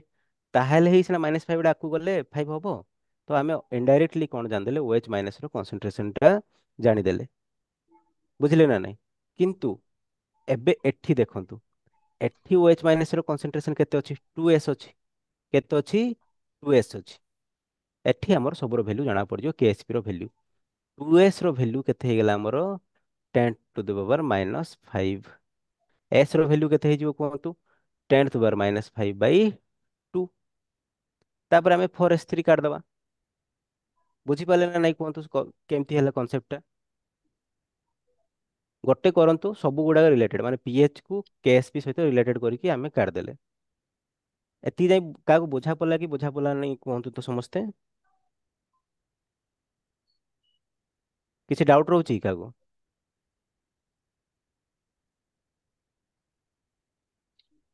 ଡାଉଟ ରହିଯାଉଛି ବୋଧେ, ବହୁତ ଲାଗୁଛି। ଦେଖନ୍ତୁ, ମାନେ ଆଉ ଥରେ ନହେଲେ କହିଦଉଛି। ସିମ୍ପଲି ଆମର କଣ ଦେଇଥିଲା ଗୋଟେ ରିଆକ୍ସନ ଟା? CaOH2 ର ଆମକୁ ସଲ୍ୟୁବିଲିଟି ପ୍ରଡକ୍ଟ କାଢିବାକୁ କହିଛି। ଯେତେବେଳେ ଆମେ ସଲ୍ୟୁବିଲିଟି ପ୍ରଡକ୍ଟ କାଢୁଛେ, ତାହେଲେ ଏଇଟାକୁ ଡିସୋସିଏସନ କରିବାକୁ ପଡିବ। Ca plus plus OH minus ର OH ମାଇନସ ହବ। କିନ୍ତୁ ଏଠି ଦୁଇଟା ହବ। କେତେଟା OH ମାଇନସ ହବ? ଦୁଇଟା ହବ, କାହିଁକି? 2 ଅଛି। ଆର ଯେତେବେଳେ S ଲେଖିବା, ଆର କଣ ଲେଖିବା? 2s ଲେଖିବା। ଯେତେବେଳେ ଆମେ KSP କାଢୁଛନ୍ତି, ତାହେଲେ କଣ କରିବା? S କୁ ତ S ରହିବ, କିଛି ଉପରେ ପାୱାର ନାହିଁ, କୋଫିସିଏଣ୍ଟ 1 ଅଛି। ଏଇଟା କଣ ହବ? 2s ର ପାୱାର ସ୍କୋୟାର ହେଇଯିବ, କାହିଁକି? ତାର କୋଫିସିଏଣ୍ଟ 2 ରହିଛି। ତାହେଲେ ଏଇଟା କଣ ହେଇଯିବ? S 4s²। ତାହେଲେ ଏଇଟା କଣ ହେଇଯିବ? 4s³ ହେଇଯିବ। ତ ଏଥିରୁ ଆମେ ଜାଣିଦେଲେ 2s OH ର କନସେନ୍ଟ୍ରେସନ, OH ର କନସେନ୍ଟ୍ରେସନ କେତେ ବର୍ତ୍ତମାନ ଅଛି? 2s ଅଛି। କେତେ ଅଛି? 2s ଅଛି। ଏଇ ଆଇଡିଆଟା ନେଇଥିବେ। ତାହେଲେ ଆମେ ପ୍ରଥମେ OH ର କନସେନ୍ଟ୍ରେସନ ଟା ଜାଣିଦେଲେ, OH ର କନସେନ୍ଟ୍ରେସନ ଟା ଜାଣିଦେଲେ S ର ଭ୍ୟାଲ୍ୟୁ ଜାଣିପାରିବା। କାହିଁକି? OH ର କନସେନ୍ଟ୍ରେସନ କିଏ କହିଛି? 2s କହିଛି। ତ S ର ଭ୍ୟାଲ୍ୟୁଟା ଜାଣିବା ପାଇଁ ଆମେ କଣ କରିବା? ପ୍ରଥମେ OH ମାଇନସ ର କନସେନ୍ଟ୍ରେସନ କାଢିବା। OS ମାଇନସ ର କନସେନ୍ଟ୍ରେସନ କାଢିବା ପାଇଁ ଆମକୁ ଗୋଟେ ଡାଟା ଦେଇଦେଇଛି, ସେ pH ଇକ୍ୱାଲ ଟୁ 9 ଦେଇଦେଇଛି। ତ POH ଇକ୍ୱାଲ ଟୁ କେତେ ହେଇଗଲା? 5 ହେଇଗଲା। ଠିକ ଅଛି। फाइव केतेବେଳେ ଆସିପାରିବ ଯେତେବେଳେ ଆମେ ଲଗେଇ ପାରିବା ମାଇନସ୍ ଲଗ 10⁻⁻5 ପିଓଏଚ୍ କଥା କହୁଛି। ତ ସେଇଥିରୁ ଆମର ଆସିଗଲା OH ମାଇନସ୍ ର କନସେନ୍ଟ୍ରେସନ୍ 10⁻⁻5। ପୁଣି ଆମେ ଜାଣିଛନ୍ତି OH ମାଇନସ୍ ର କନସେନ୍ଟ୍ରେସନ୍ 2s, ମାନେ 2s ବରାବର 10⁻⁵। s ବରାବର କେତେ ହବ 10⁻⁵/2। କିନ୍ତୁ ଆମର ସଲ୍ୟୁବିଲିଟି ପ୍ରଡକ୍ଟ ପଚାରିଛି, କୋଉଟା ପଚାରିଛି, ଏଇଟା ପଚାରିଛି। ମାନେ କଣ ପଚାରିଛି ଆମକୁ 4s³ ପଚାରିଛି। 4 ଇଣ୍ଟୁ s ବଦଳରେ କଣ ଲେଖିବା 10⁻⁵/2 ର ହୋଲ୍ କ୍ୟୁବ୍। ବୁଝିପାରିଲେ? ସେଇଟା ସଲ୍ଭ କରନ୍ତୁ ଏବେ। ଆମର 4 କୁ 4 ରହିଯିବ, 10⁻⁻15 ହେଇଯିବ, ବାଇ 8 ହେଇଯିବ। ତ ଏଇଟା କଣ ହେଇଗଲା 4/8 ଅଛି, ତ ସିମ୍ପଲି କଣ ହେଇଗଲା 0.5 ଇଣ୍ଟୁ 10⁻⁻15। ବୁଝିପାରିଲେ ସମସ୍ତେ ନା କିଛି ଡାଉଟ୍ ରହିଗଲା? ଆଜ୍ଞା ସାର୍ ବୁଝିଗଲା। ଠିକ। ପ୍ରାକ୍ଟିସ କରିବେ ଗୋଟେ ଦିଥର ତାହେଲେ ହେଇଯିବ, କି ମାନେ ସେ କିଛି କଷ୍ଟ ଟିକେ ଲାଗିପାରେ କଷ୍ଟ, କିନ୍ତୁ ସେତେ ବି କଷ୍ଟ ନାହିଁ ହେଲା। ଏଇ କ୍ୱେଶ୍ଚନଟା ଦେଖନ୍ତୁ, ଆଉ ଗୋଟେ ସଲ୍ୟୁବିଲିଟିର question. Solubility of a saturated solution calcium fluoride is ଏତିକି, ସଲ୍ୟୁବିଲିଟି ପ୍ରଡକ୍ଟ କେତେ ପଚାରିଛି। ସଲ୍ୟୁବିଲିଟି ଦେଇ ଦେଇଛି, ସଲ୍ୟୁବିଲିଟି ପ୍ରଡକ୍ଟ ଡେଡ୍ ଇଜି। ସେଇ କ୍ୱେଶ୍ଚନଟାରେ ହିଁ ବୁଝିଗଲେ ଆମେ। କାହାର କହିଛି ସିଏ କାଲସିୟମ ଫ୍ଲୋରାଇଡ୍ କହିଛି। କାଲସିୟମ ଫ୍ଲୋରାଇଡ୍, କାଲସିୟମ ଫ୍ଲୋରାଇଡ୍ ଏମିତି ଲେଖାଯାଏ। କଣ ପାଇଁ ଲେଖାଗଲା, ଫ୍ଲୋରିନ ର ଭ୍ୟାଲେନ୍ସି 1 ତ ଏଠି 1 ହେଇଗଲା, କ୍ୟାଲସିୟମ ର ଭ୍ୟାଲେନ୍ସି 2 ତ ଏଠି 2 ଲେଖାଗଲା, CF2 ଲେଖାଗଲା। ମଲିକୁଲ ଗୁଡାକର ନାଁ ଯଦି ଲେଖିବାଟା ଟିକେ ଶିଖି ଯାଇଥିଲେ ବି ଭଲ, ମାନେ ମଲିକୁଲ ଫର୍ମେସନ କେମିତି ହୁଏ। ତ ଏଇଟା ଯେତେବେଳେ ଡିସୋସିଏସନ ହବ, କେମିତି ଡିସୋସିଏସନ ହବ, Ca+2 ରେ ହବ, ବା 2+ ଆଉ 2F- ରେ ହବ। ଆର ଯେତେବେଳେ ଆମେ ସଲ୍ୟୁବିଲିଟି କରିବା ଏଇଟା S ହବ, ଏଇଟା କଣ ହେଇଯିବ 2s ହବ। 2s କାହିଁକି ହବ ବୁଝିପାରୁଛନ୍ତି ସମସ୍ତେ? ଏଇଟା S ହେଲେ ଏଇଟା 2s ହବ, କାହିଁକି ଆର କୋଫିସିଏଣ୍ଟ 2 ଅଛି। ଯେତେବେଳେ ଆର ସଲ୍ୟୁବିଲିଟି ପ୍ରଡକ୍ଟ କାଢିବା, କଣ କାଢିବା ସଲ୍ୟୁବିଲିଟି ପ୍ରଡକ୍ଟ, କଣ ବାହାରିବ କୁହନ୍ତୁ? ସଲ୍ୟୁବିଲିଟି ପ୍ରଡକ୍ଟ ବାହାରିବ the solubility of a saturated solution calcium fluoride ଏତିକି। ଆଉ ସଲ୍ୟୁବିଲିଟି ପ୍ରଡକ୍ଟ ଆମର S ଇଣ୍ଟୁ 2s ର ସ୍କୋୟାର, ତାର ଭଳିଆ। S କୁ S ରହିଲା ଇଣ୍ଟୁ 4s², ତ କଣ ହେଇଗଲା 4s³ ହେଇଗଲା ଆମର ସଲ୍ୟୁବିଲିଟି ପ୍ରଡକ୍ଟ। ଠିକ ଅଛି। ତ ଆମକୁ ସେଇଟା ପଚାରୁନି, ଆମକୁ ଖାଲି କଣ ପଚାରୁଛି ନ୍ୟୁମେରିକାଲ ଭ୍ୟାଲ୍ୟୁରେ ସଲ୍ୟୁବିଲିଟି ପ୍ରଡକ୍ଟ ପଚାରୁଛି। 4 କୁ 4 ରଖିଦବା ଆମେ, ଠିକ ଅଛି ନା ନାଇଁ? 4 କୁ 4 ରଖିଦବା। S ର ଭ୍ୟାଲ୍ୟୁଟା ଏଠି ଦେଖନ୍ତୁ କେତେ ଆସିଛି ଆମର କୁହନ୍ତୁ। ସଲ୍ୟୁବିଲିଟି ଦେଇ ଦେଇଛି ଆମର 2 × 10⁻⁴, 2 × 10⁻⁴, ତାର କ୍ୟୁବ୍। S ର ଭ୍ୟାଲ୍ୟୁ ଡାଇରେକ୍ଟ ଦେଇ ଦେଇଛି, ଆମକୁ ଆଉ କାଢିବାକୁ ପଡିଲାନି। ସେଠି OH ମାଇନସ୍ ର କନସେନ୍ଟ୍ରେସନ କାଢିକି S ର ଭ୍ୟାଲ୍ୟୁ କାଢିବାକୁ ପଡିଲା, ଏଠି ଡାଇରେକ୍ଟ ହିଁ କାଢିଦେଲେ। ଠିକ ଅଛି ନା ନାଇଁ? ଡାଇରେକ୍ଟ କାଢିଦେଲେ କେତେ ହବ କୁହନ୍ତୁ, 4 ଇଣ୍ଟୁ 2 ର କ୍ୟୁବ୍ 8 ଇଣ୍ଟୁ 10⁻⁻12। ସାର୍ କେତେ ହେଇଯିବ? ଆନ୍ସର ଟା D ହବ ନା? କଣ କହିଲେ? 32 ଇଣ୍ଟୁ 10⁻12। ହଁ କଣ କହୁଥିଲେ ମ୍ୟାଡ଼ାମ? ସାର୍ ସେଇଆ କହୁଥିଲି, ଆନ୍ସର ଟା D ହବ। ହଁ ଡି ହବ, ଆନ୍ସର ଡି ହବ। ଠିକ ଅଛି, କେମିତି ହେଲେ ବୁଝିଲେ? ଏଠି ଆଜ୍ଞା ସାର୍। ଏସ୍, ହଁ ଏଠି ଏସ୍ ର ଭ୍ୟାଲ୍ୟୁ ଡାଇରେକ୍ଟଲି ଦେଇ ଦେଇଥିଲା। ଏଠି ଏସ୍ ର ଭ୍ୟାଲ୍ୟୁ ଡାଇରେକ୍ଟଲି ଦେଇ ଦେଇଥିଲା, ସେଥିପାଇଁ ଆମକୁ କିଛି କରିବାକୁ ପଡିଲାନି। କିନ୍ତୁ ଆ ପୂର୍ବ କ୍ୱେଶ୍ଚିନରେ ଏସ୍ ର ଭ୍ୟାଲ୍ୟୁ ଦେଇ ନଥିଲା, ଆମକୁ ଏସ୍ ର ଭ୍ୟାଲ୍ୟୁ ପିଏଚ୍ ରୁ କାଢିବାକୁ ପଡିଲା। ଆଜ୍ଞା। ଠିକ, ଏଇଟା ବୁଝିପାରିଲେ ସମସ୍ତେ? यस ଆଜ୍ଞା सर। ସାର୍। ଠିକ। ତାପରେ ଏଇଟା ଦେଖନ୍ତୁ, ଏବେ ଟିକେ ଆମେ ମାନେ ଆୟନିକ ଇକ୍ୱିଲିବ୍ରିୟମ୍, କେମିକାଲ ଇକ୍ୱିଲିବ୍ରିୟମ୍ ର ଇଜି ଆଉ ଡିଫିକଲ୍ଟ କ୍ୱେଶ୍ଚନ ମିକ୍ସାମିକ୍ସି ଦେଖିଦେଲେ ପ୍ରାୟ ଟିକେ କନସେପ୍ଟ କ୍ଲାରିଟି ହେଇଯାଇଥିବ। ମାନେ ସବୁ ଟପିକକୁ ଟିକେ ଟିକେ ଟଚ୍ କରିକି ପଳେଇ ଆସିଲେ ହେଲା। ଏବେ ଆମେ ଯିବା ମେଟାଲୋଜି ଉପରେ ଯିବା। ମେଟାଲୋଜିର କିଛି ଅଳ୍ପ କ୍ୱେଶ୍ଚନ ଆମେ କରୁଛନ୍ତି, ଇଜି ଇଜି କ୍ୱେଶ୍ଚନ ଆସେ, ଯାହା ମାନେ ତାର କ୍ୱେଶ୍ଚନ ହିଁ 50-60ଟା ବନିବ ମେଟାଲୋଜିର। ଆଉ ଯୋଉ ପ୍ରିଭିୟସ୍ ଇୟର କ୍ୱେଶ୍ଚନ ଗୁଡାକ ଆମେ କାଲି ଦେଖିଦେଇଛେ 5-10ଟା। ଆଉ ଯାହା ଅଳ୍ପ ବଞ୍ଚିଛି, ଅଳ୍ପ କ୍ୱେଶ୍ଚନ ଏବେ ଟିକେ ଦେଖିଦବା। ହୁଁ। ଦେଖନ୍ତୁ ୱିଚ୍ ଅଫ୍ ଦି, ମାନେ ଏଠୁ କ୍ୱେଶ୍ଚନ ଆସିବ ହିଁ ଆସିବ, ମାନେ ମୁଁ ଯୋଉ କହିଥିଲି ଅର୍ କୋଉଟା ମାନେ କୋଉ ଅର୍ କାର କୋଉଟା ଅର୍, ସେଠୁ କ୍ୱେଶ୍ଚନ ଆସିବ। ମାନେ ମାନେ ନିଟ୍ ରେ ପଚାରୁଛି, ଆଉ ଇଏରେ ପଚାରି ହାଇସ୍କୁଲରେ ତ ପଚାରିବ ହିଁ ପଚାରିବ। ଦେଖନ୍ତୁ which of one is the malachite. Malachite କାର ଅର୍ କହୁଛି, ମାନେ ଆଚ୍ଛା ମେଲାଚାଇଟ୍ ର ଫର୍ମୁଲା କଣ କହୁଛି, କୋଉଟା ହବ କୁହନ୍ତୁ? ମେଲାଚାଇଟ୍, Fe3O4। ନା ନା ନା, FeO4 ତ ମ୍ୟାଡାମ ସେଟା କପର ର ଗୋଟେ ମାଗ୍ନି ଓର ହବ ନା ଏଟା? କପର ଅର୍, ଏଇଟା କପର ଅର୍, ସେଇଟା ତ ଆପଣ ଲଗେଇଦେବେ ଠିକ ଅଛି। କପର ଅର୍ ଆଉ ମେଲାଚାଇଟ୍ ର ଫର୍ମୁଲା ଟା ବି ଦେଖିଥିବେ, CuCO3 CuOH twice। ଠିକ ଅଛି ଏଇଟା ମାଲାଚାଇଟ୍। କପର ତ ମ୍ୟାଡ଼ାମ ସରି Fe3O4 ମ୍ୟାଗ୍ନେଟାଇଟ୍ ଆମେ ଲୁହାର ଠିକ ଅଛି। ଆଉ ଏଇଟା ଖାଲି ଟିକେ ମନେ ରଖିଦେବେ ଆଉ କଣ ଯେ CuFeS2 ଟା କପର ପାଇରାଇଟ୍ କୁହାଯାଏ। ଏଇଟାକୁ କଣ କୁହାଯାଏ? କପର ପାଇରାଇଟ୍। ଏଇଟା ତ ମ୍ୟାଗ୍ନେଟାଇଟ୍ ଜାଣିଛନ୍ତି, ଏଇଟା କପର ହାଇଡ୍ରୋକ୍ସାଇଡ୍। ଖାଲି ଏଇ ନାଁ ଟା ଟିକେ ମନେ ରଖିଥିବେ। ଏଇ ଯୋଉ CuCO3 CuOH ହୋଲ୍ ଟ୍ୱାଇସ୍ କୁ କପର ଅର୍ ଗୋଟେ ଅର୍ ର ନାଁ କଣ? ମାଲାଚାଇଟ୍। ମାଲାଚାଇଟ୍ ଘୋଷା ପାଠ, ଏଇଟା କିଛି କନସେପଚୁଆଲ ନାହିଁ, ଏଇଟା ଆପଣଙ୍କ ଉପରେ ରହିଲା ଠିକ ଅଛି। ଆନ୍ସର ଦେଇ ଦେଇଛି, ହଉ ଠିକ ଅଛି। Which of the following is the mineral of iron? Iron ର ମିନେରାଲ କୋଉଟା? ମ୍ୟାଗ୍ନେଟାଇଟ୍। ମ୍ୟାଗ୍ନେଟାଇଟ୍। ଠିକ ଅଛି। Fe3O4 ସେଇଟା ଛାଡ଼ନ୍ତୁ। ଏଇଟା ଟିକେ ଲେଖି ଦିଅନ୍ତୁ, ମାନେ ଯାହାର ଅଛନ୍ତି ମାନେ ଏଇଟା PDF ଦେଇଦେବି, PDF ର ମାଲାଚାଇଟ୍ ର ଏଇଟା, କ୍ୟାସେରାଇଟ୍ ର ଏଇଟା, ପାଇରୁଲୋସାଇଟ୍ ର ଏଇଟା, ମ୍ୟାଗ୍ନେଟାଇଟ୍ ର ଏଇଟା, ଇମ୍ପୋର୍ଟାଣ୍ଟ ଗୁଡାକ ଏଇଟା। ହଉ ତାପରେ ଦେଖନ୍ତୁ ଏଇ କୋଶ୍ଚିନ୍ ଟା ମାନେ ଏକ୍ସେପସନ କୋଶ୍ଚିନ୍ ଟା ଆମେ ପଢା ହେଇନି କିନ୍ତୁ ଟିକେ ମନେ ରଖିଦେବେ।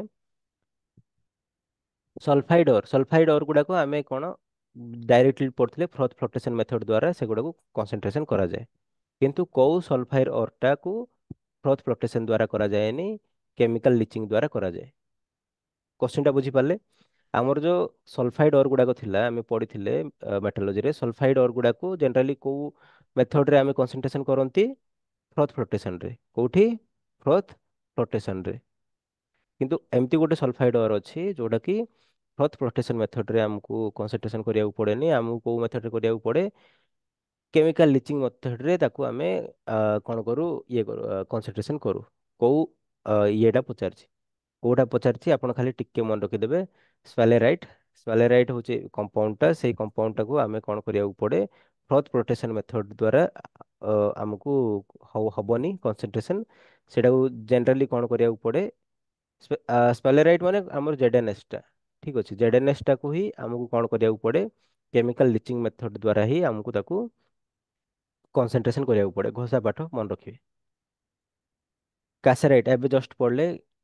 କାସେରାଇଟ୍ କାର ଅରଟା କୁହନ୍ତୁ? ନାଇଁ ଏସ୍ ଏନ୍ SN ର। କାସେରାଇଟ୍ କଣ? SnO2 ଟାକୁ ଆମେ କାସେରାଇଟ୍ ଜେନେରାଲି କୁହନ୍ତୁ, ତ କାସେରାଇଟ୍ ଟା SN ର। ତାପରେ ଦେଖନ୍ତୁ ସିନାବାର ସମସ୍ତେ ଜାଣିଥିବେ, ପିଲାବେଳଠୁ ପଢୁଛନ୍ତି ଏଇଟା। ହଁ ସିନାବାର କାର ଅର? ମର୍କ୍ୟୁରୀର। ଠିକ ଅଛି।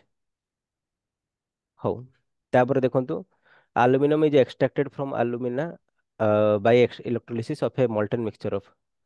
ଇଲେକ୍ଟ୍ରୋଲିସିସ୍ କରାଯାଉଛି ମାନେ ଆଲୁମିନାରୁ ଆମେ ଆଲୁମିନିୟମ ପାଉଛେ। କିନ୍ତୁ ଯୋଉ ଇଲେକ୍ଟ୍ରୋଲିସିସ୍ କଲା ବେଳକୁ କୋଉ ଜିନିଷଟା ତାହିଁରେ ମିଶାଯାଏ ଆଲୁମିନିୟମରେ, ଏଇଟା ଆମେ ପଢିଛେ। କୋଉ ଜିନିଷଟା ମିଶାଯାଏ କୁହନ୍ତୁ?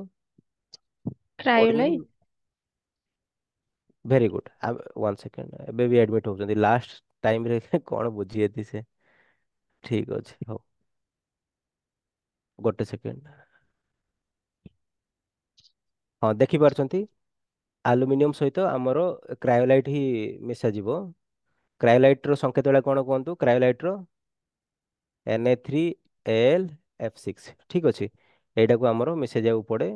ଏଇଟାକୁ ମିଶାଇଲେ ହିଁ ଆମର କଣ ହୁଏ? ତାର ମାନେ ଏଇଟା ମେଲ୍ଟିଂ କୁ ଅଧିକ ମଲ୍ଟେନ୍ କରିଦିଏ, ଅଧିକ ଗରମ କରି ମଲ୍ଟେନ୍ କରିଦିଏ କ୍ରାୟୋଲାଇଟ୍ ଟା Al2O3 କୁ। ସେଥିରୁ ଆମେ କଣ ପାଉ?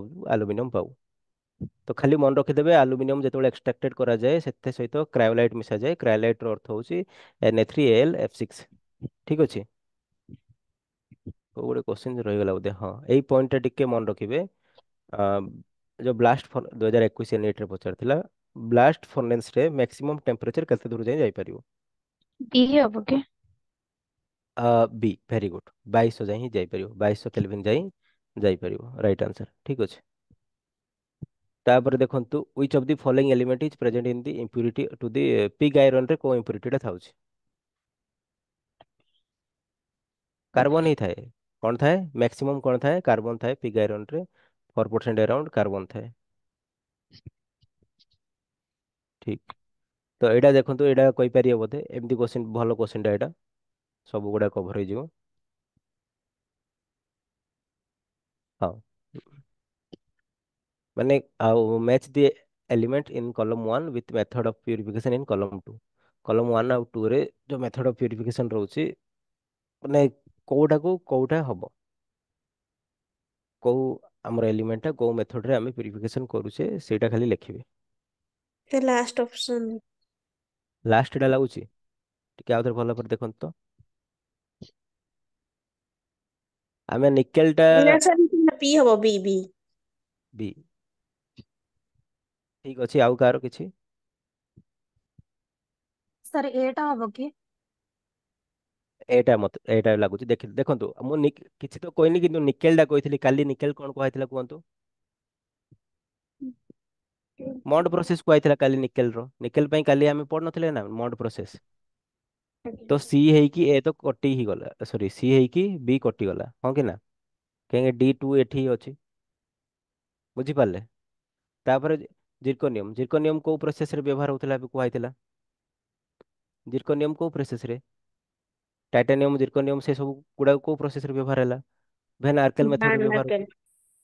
ତ ସିଟା ୱାନ୍ କୋଉଠି ଅଛି? ସିଟା ୱାନ୍ ଦିଟା ଆଗରେ ଅଛି, ଠିକ ଅଛି।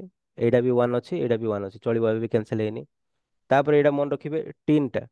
ଟିନ୍ ପାଇଁ ଆମର କୋଉ ମେଥଡରେ ବ୍ୟବହାର ହୁଏ ଖାଲି ମନେ ରଖିବେ, ଲିକ୍ୱିଫିକେସନ କରିକି ତାକୁ ପ୍ୟୁରିଫିକେସନ କରାଯାଏ। ଟିନ୍ ଟାକୁ ମନେ ରଖିଦେବେ, ଲିକ୍ୱିଫିକେସନ କରିକି ତାର ମାନେ ତାକୁ ପୁରା ତରଳା ଯିବ, ତରଳ ଯାଇକି ହିଁ ତାକୁ କଣ କରାଯିବ, ତାକୁ ପ୍ୟୁରିଫିକେସନ କରିବ।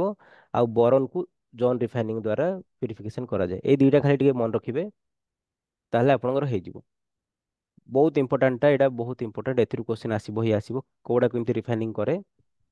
ନିକେଲଟା ମଡ୍ ପ୍ରୋସେସ, ଜିର୍କୋନିୟମ ଆଉ ଆମର ସେଇଗୁଡାକ ଟାଇଟାନିୟମ ଗୁଡାକ ଆମର ଭେନାର୍କେଲ ମେଥଡରେ, ତିନିଟା ଲିକ୍ୱିଏସନ ମେଥଡରେ, ବରନଟା ଜନ୍ ରିଫାଇନିଂ ମେଥଡରେ।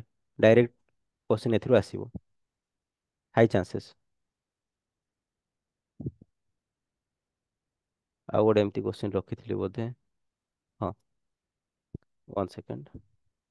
ଏଇ ଦେଖାଯାଉଛି କ୍ୱେଶ୍ଚନଟା, ଟିକେ ବଡ କରିଦଉଛି।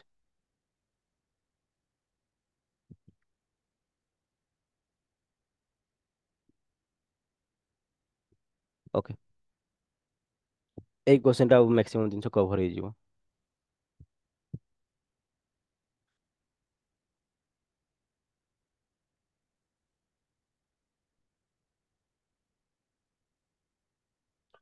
ହଁ, ପଢିଲେ ସମସ୍ତେ କ୍ୱେଶ୍ଚନଟା?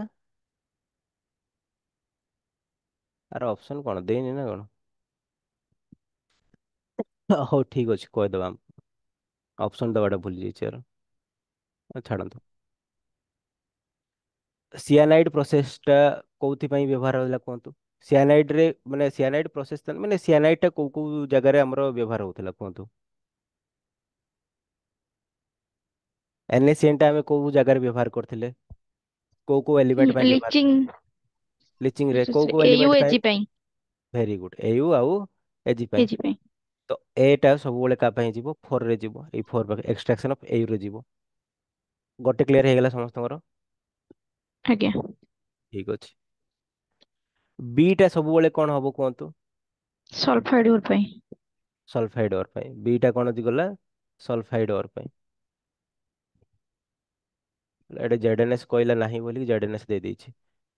ଏଠି ସଲଫାଇଡ ଲେଖିବା କଥା, ZNS ଲେଖିବା କଥା ନାହିଁ। ଆଉ କଣ ଲେଖିବା କଥା? ସଲଫାଇଡ ଅର। ତ B ଟା ଖାଲି ମନେ ରଖିବେ, ଫ୍ଲଥ ପ୍ରୋଟେକ୍ସନ କୋଉ ଅର? ସଲଫାଇଡ ଅର। ତାପରେ ଇଲେକ୍ଟ୍ରୋଲିଟିକ ରିଡକ୍ସନ ରେ କୋଉଟା ହବ କୁହନ୍ତୁ? ଏବେ ଜଷ୍ଟ ପଢିଲେ। କାର ଇଲେକ୍ଟ୍ରୋଲିସିସ୍ କରିବାକୁ ପଡିଲା? କୋଉଟା ରିଡକ୍ସନ କରିବା ପାଇଁ ଇଲେକ୍ଟ୍ରୋଲିସିସ୍ କରିବାକୁ ପଡିଲା? ଇଲେକ୍ଟ୍ରୋଲିଟିକ ରିଡକ୍ସନ କୋଉ ଆଲ ଜିନିଷ? ଆଲୁମିନିୟମ ଟା ଏବେ ଜଷ୍ଟ। ଆଲୁମିନିୟମ। ଆଲୁମିନିୟମ ଟା। ମୁଁ ସେଇ ଏକ୍ଜାମ୍ପଲ ମାନେ ଇଲେକ୍ଟ୍ରୋଲିଟିକ ରିଡକ୍ସନ କଲା ବେଳକୁ ଆଲୁମିନିୟମର ଏକ୍ଜାମ୍ପଲ ନେଇଛି। ତ ଇଲେକ୍ଟ୍ରୋଲିଟିକ ରିଡକ୍ସନ ରେ କଣ? ଆଲୁମିନିୟମର ହବ। ସି ଟା କଣ ହେଇଯିବ? 3 ହେଇଯିବ। ତାପରେ ଏବେ ଜଷ୍ଟ ଦେଖିଲେ ଜନ୍ ରିଫାଇନିଂ କୋଉ ପାଇଁ ହେଲା? ମାନେ ଜନ୍ ରିଫାଇନିଂ ହଉ ଯୋଉ ଗୁଡାକ ହଉ, ମାନେ ଗେଲିୟମ ହଉ, ପିଓର କରିବା ପାଇଁ, ଅଲ୍ଟ୍ରା ପିଓର କରିବା ପାଇଁ, ଅଧିକାଂଶ ପିଓରିଂ କରିବା ପାଇଁ, ସିମ୍ପଲି ୱାନ୍ ଟା। ହଁ, ଗେଲିୟମ କରିବା ପାଇଁ, ଗେଲିୟମକୁ ଅଲ୍ଟ୍ରା ପିଓର କରିବା ପାଇଁ ଆମର କଣ? ଜନ୍ ରିଫାଇନିଂ ବ୍ୟବହାର ହୁଏ। ଇଲେକ୍ଟ୍ରୋଲିଟିକ ସବୁବେଳେ ମନେ ରଖିବେ ଆଲୁମିନିୟମ। ଫ୍ଲଥ ପ୍ରୋଟେକ୍ସନ ସବୁବେଳେ ମନେ ରଖିବେ ସଲଫାଇଡ ଅର। ସିଆନାଇଡ ଗୁଡାକୁ ମନେ ରଖିବେ AgAU। ଠିକ ଅଛି। ଆଉ ପ୍ୟୁରିଫିକେସନ ଅଫ ନିକେଲ ଟା ଏବେ ମଡ ପ୍ରୋସେସ, ଏଠି ମଡ ଦେଇନି ୱାନ୍ ତ ପ୍ଲସ୍। ହଁ, ମଡ ପ୍ରୋସେସ ଦେଇନି, ଠିକ ଅଛି। ତ ଏତିକି ଜାଣିଲେ ଆପଣଙ୍କର ମାନେ ମ୍ୟାକ୍ସିମମ୍ ଜିନିଷ ଗୁଡ଼ାକ କଭର ହେଇଗଲା ଆମର ଯୋଉଟା ଯୋଉଟା ଆସିବ। ତ ଏତିକି କୋଶ୍ଚିନ୍ ଟିକେ ମନେ ରଖନ୍ତୁ। ପ୍ଲସ୍ କାଲି ଯୋଉ କୋଶ୍ଚିନ୍ ଗୁଡ଼ାକ କରାହେଇଛି ଆମର ପ୍ରିଭିୟସ୍ ଇୟର କୋଶ୍ଚିନ୍ ଗୁଡ଼ାକ ପ୍ରିଭିୟସ୍ ଇୟର ପ୍ରାୟ ସରିଯାଇଥିଲା, ତାପରେ କ'ଣ ପାଇଁ କଟିଗଲା କାଲି, ନହେଲେ କାଲି ହିଁ ଏସବୁ ଗୁଡ଼ା କଭର କରିଦେଇଥାନ୍ତେ। ଠିକ୍ ଅଛି। ତ ଏତିକି ଟିକେ ଭଲସେ ପଢ଼ିବେ ହେଲା। ଏତିକି କୋଶ୍ଚିନ୍ ରିଭାଇଜ କରନ୍ତୁ, ତାପରେ ଆପଣ ନିଜ ତରଫରୁ କିଛି କୋଶ୍ଚିନ୍ କରନ୍ତୁ। ମାନେ କେମିକାଲ ଇକ୍ୱିଲିବ୍ରିୟମ୍ କୋଶ୍ଚିନ୍ କିଛି ରଖିଲି କାହିଁକି, ମାନେ ପିଲା ସମସ୍ତେ ସବୁ ସେଇ ଚାପ୍ଟର ହିଁ କନଫ୍ୟୁଜ ହୁଅନ୍ତି କେମିକାଲ ଇକ୍ୱିଲିବ୍ରିୟମ୍ ଚାପ୍ଟରରେ, ସେଥିପାଇଁ ସେଠି ଟିକେ କୋଶ୍ଚିନ୍ ରହିଲା। ଏବେ ଆମର ଆଉ ମ୍ୟାକ୍ସିମମ୍ କେତେଟା କ୍ଲାସ୍ ହବ, 4 ରୁ 5 କ୍ଲାସ୍ରେ ମ୍ୟାକ୍ସିମମ୍ ଜିନିଷ ଗୁଡ଼ାକ କଭର ହେଇଯିବ ହେଲା। ଆଉ ଯୋଉ ଆମର ଅର୍ଗାନିକ ପାର୍ଟଟା ରହିଲା, ଆମେ ଅର୍ଗାନିକ ପାର୍ଟଟା ବେଶୀ ପଢ଼ିବା ନାହିଁ, ଷ୍ଟ୍ରିକ୍ଟଲି ଏନସିଆରଟି ପଢ଼ିବା। ଠିକ୍ ଅଛି। ଏନସିଆରଟିରେ ଯେତିକି ଦେଇଛି ଆମେ ସେତିକି ହିଁ ପଢ଼ିକି ଯିବା, ମୋର୍ ଦେନ୍ ସଫିସିଏଣ୍ଟ। ସେଥିରୁ ହିଁ ମ୍ୟାକ୍ସିମମ୍ କୋଶ୍ଚିନ୍ ଆସିବ। ତା ଛଡ଼ା କିଛି PYQ ପ୍ଲସ୍ ଆଉ କିଛି ନିଟ୍ର କୋଶ୍ଚିନ୍ କରିଦେବା, ଆମର ହେଇଯିବ ଏଇ ଦୁଇଟା ଚାପ୍ଟର। ମାନେ ମ୍ୟାକ୍ସିମମ୍ ଆମେ ଯଦି କହିବା 4 ରୁ 5 କ୍ଲାସେସରେ 2 ଆୱାର କ୍ଲାସେସ୍ ଗୁଡ଼ାକରେ ମୁଁ ଏଇ ସରେଇଦେବି। ତାପରେ ଟାଇମ୍ କାଢ଼ିକି ଆମେ କେବଳ MCQ ଗୁଡ଼ାକ ଟିକେ ପ୍ରାକ୍ଟିସ୍ କରିବା। ସାର୍ ଷ୍ଟୋକିଓମେଟ୍ରି ଉପରେ ଟିକେ କରିବେ। ଓ ସାର୍ ସରି ସରି, ମାନେ ଷ୍ଟୋଇକିଓମେଟ୍ରି ଉପରେ କୋଶ୍ଚିନ୍ ରଖିଥାନ୍ତି। ମାନେ ଷ୍ଟୋଇକିଓମେଟ୍ରି ଗୁଡ଼ାକ ସାର୍ ଯୋଉ କଫିସିଏଣ୍ଟ ଗୁଡ଼ାକ ନାହିଁ ନା, ସେ କଫିସିଏଣ୍ଟ ଗୁଡ଼ାକୁ ନେଇକି ହିଁ ଖେଳିବା। ଆଚ୍ଛା ଛାଡ଼ନ୍ତୁ, ମୁଁ 2-3ଟା କୋଶ୍ଚିନ୍ ନେକ୍ସଟ କ୍ଲାସ୍ରେ ଯେମିତି ବୁଝିପାରିବେ ଷ୍ଟୋଇକିଓମେଟ୍ରିକୁ ନେଇକି ରଖିଥିବେ।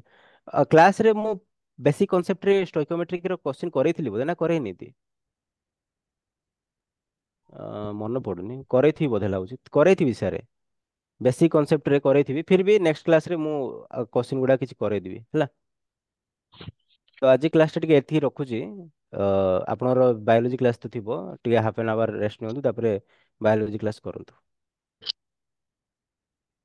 ଠିକ୍ ଠିକ୍ ଅଛି, ରଖିବା ଆଜି ପାଇଁ। ଓକେ, ରଖୁଛି, ମୁଁ କାମ ଟିକେ ଅଛି। ଆଜ୍ଞା ସାର୍, ନମସ୍କାର। ନମସ୍କାର ନମସ୍କାର ସାର୍, ଥ୍ୟାଙ୍କ ୟୁ। ନମସ୍କାର ନମସ୍କାର, ଥ୍ୟାଙ୍କ ୟୁ।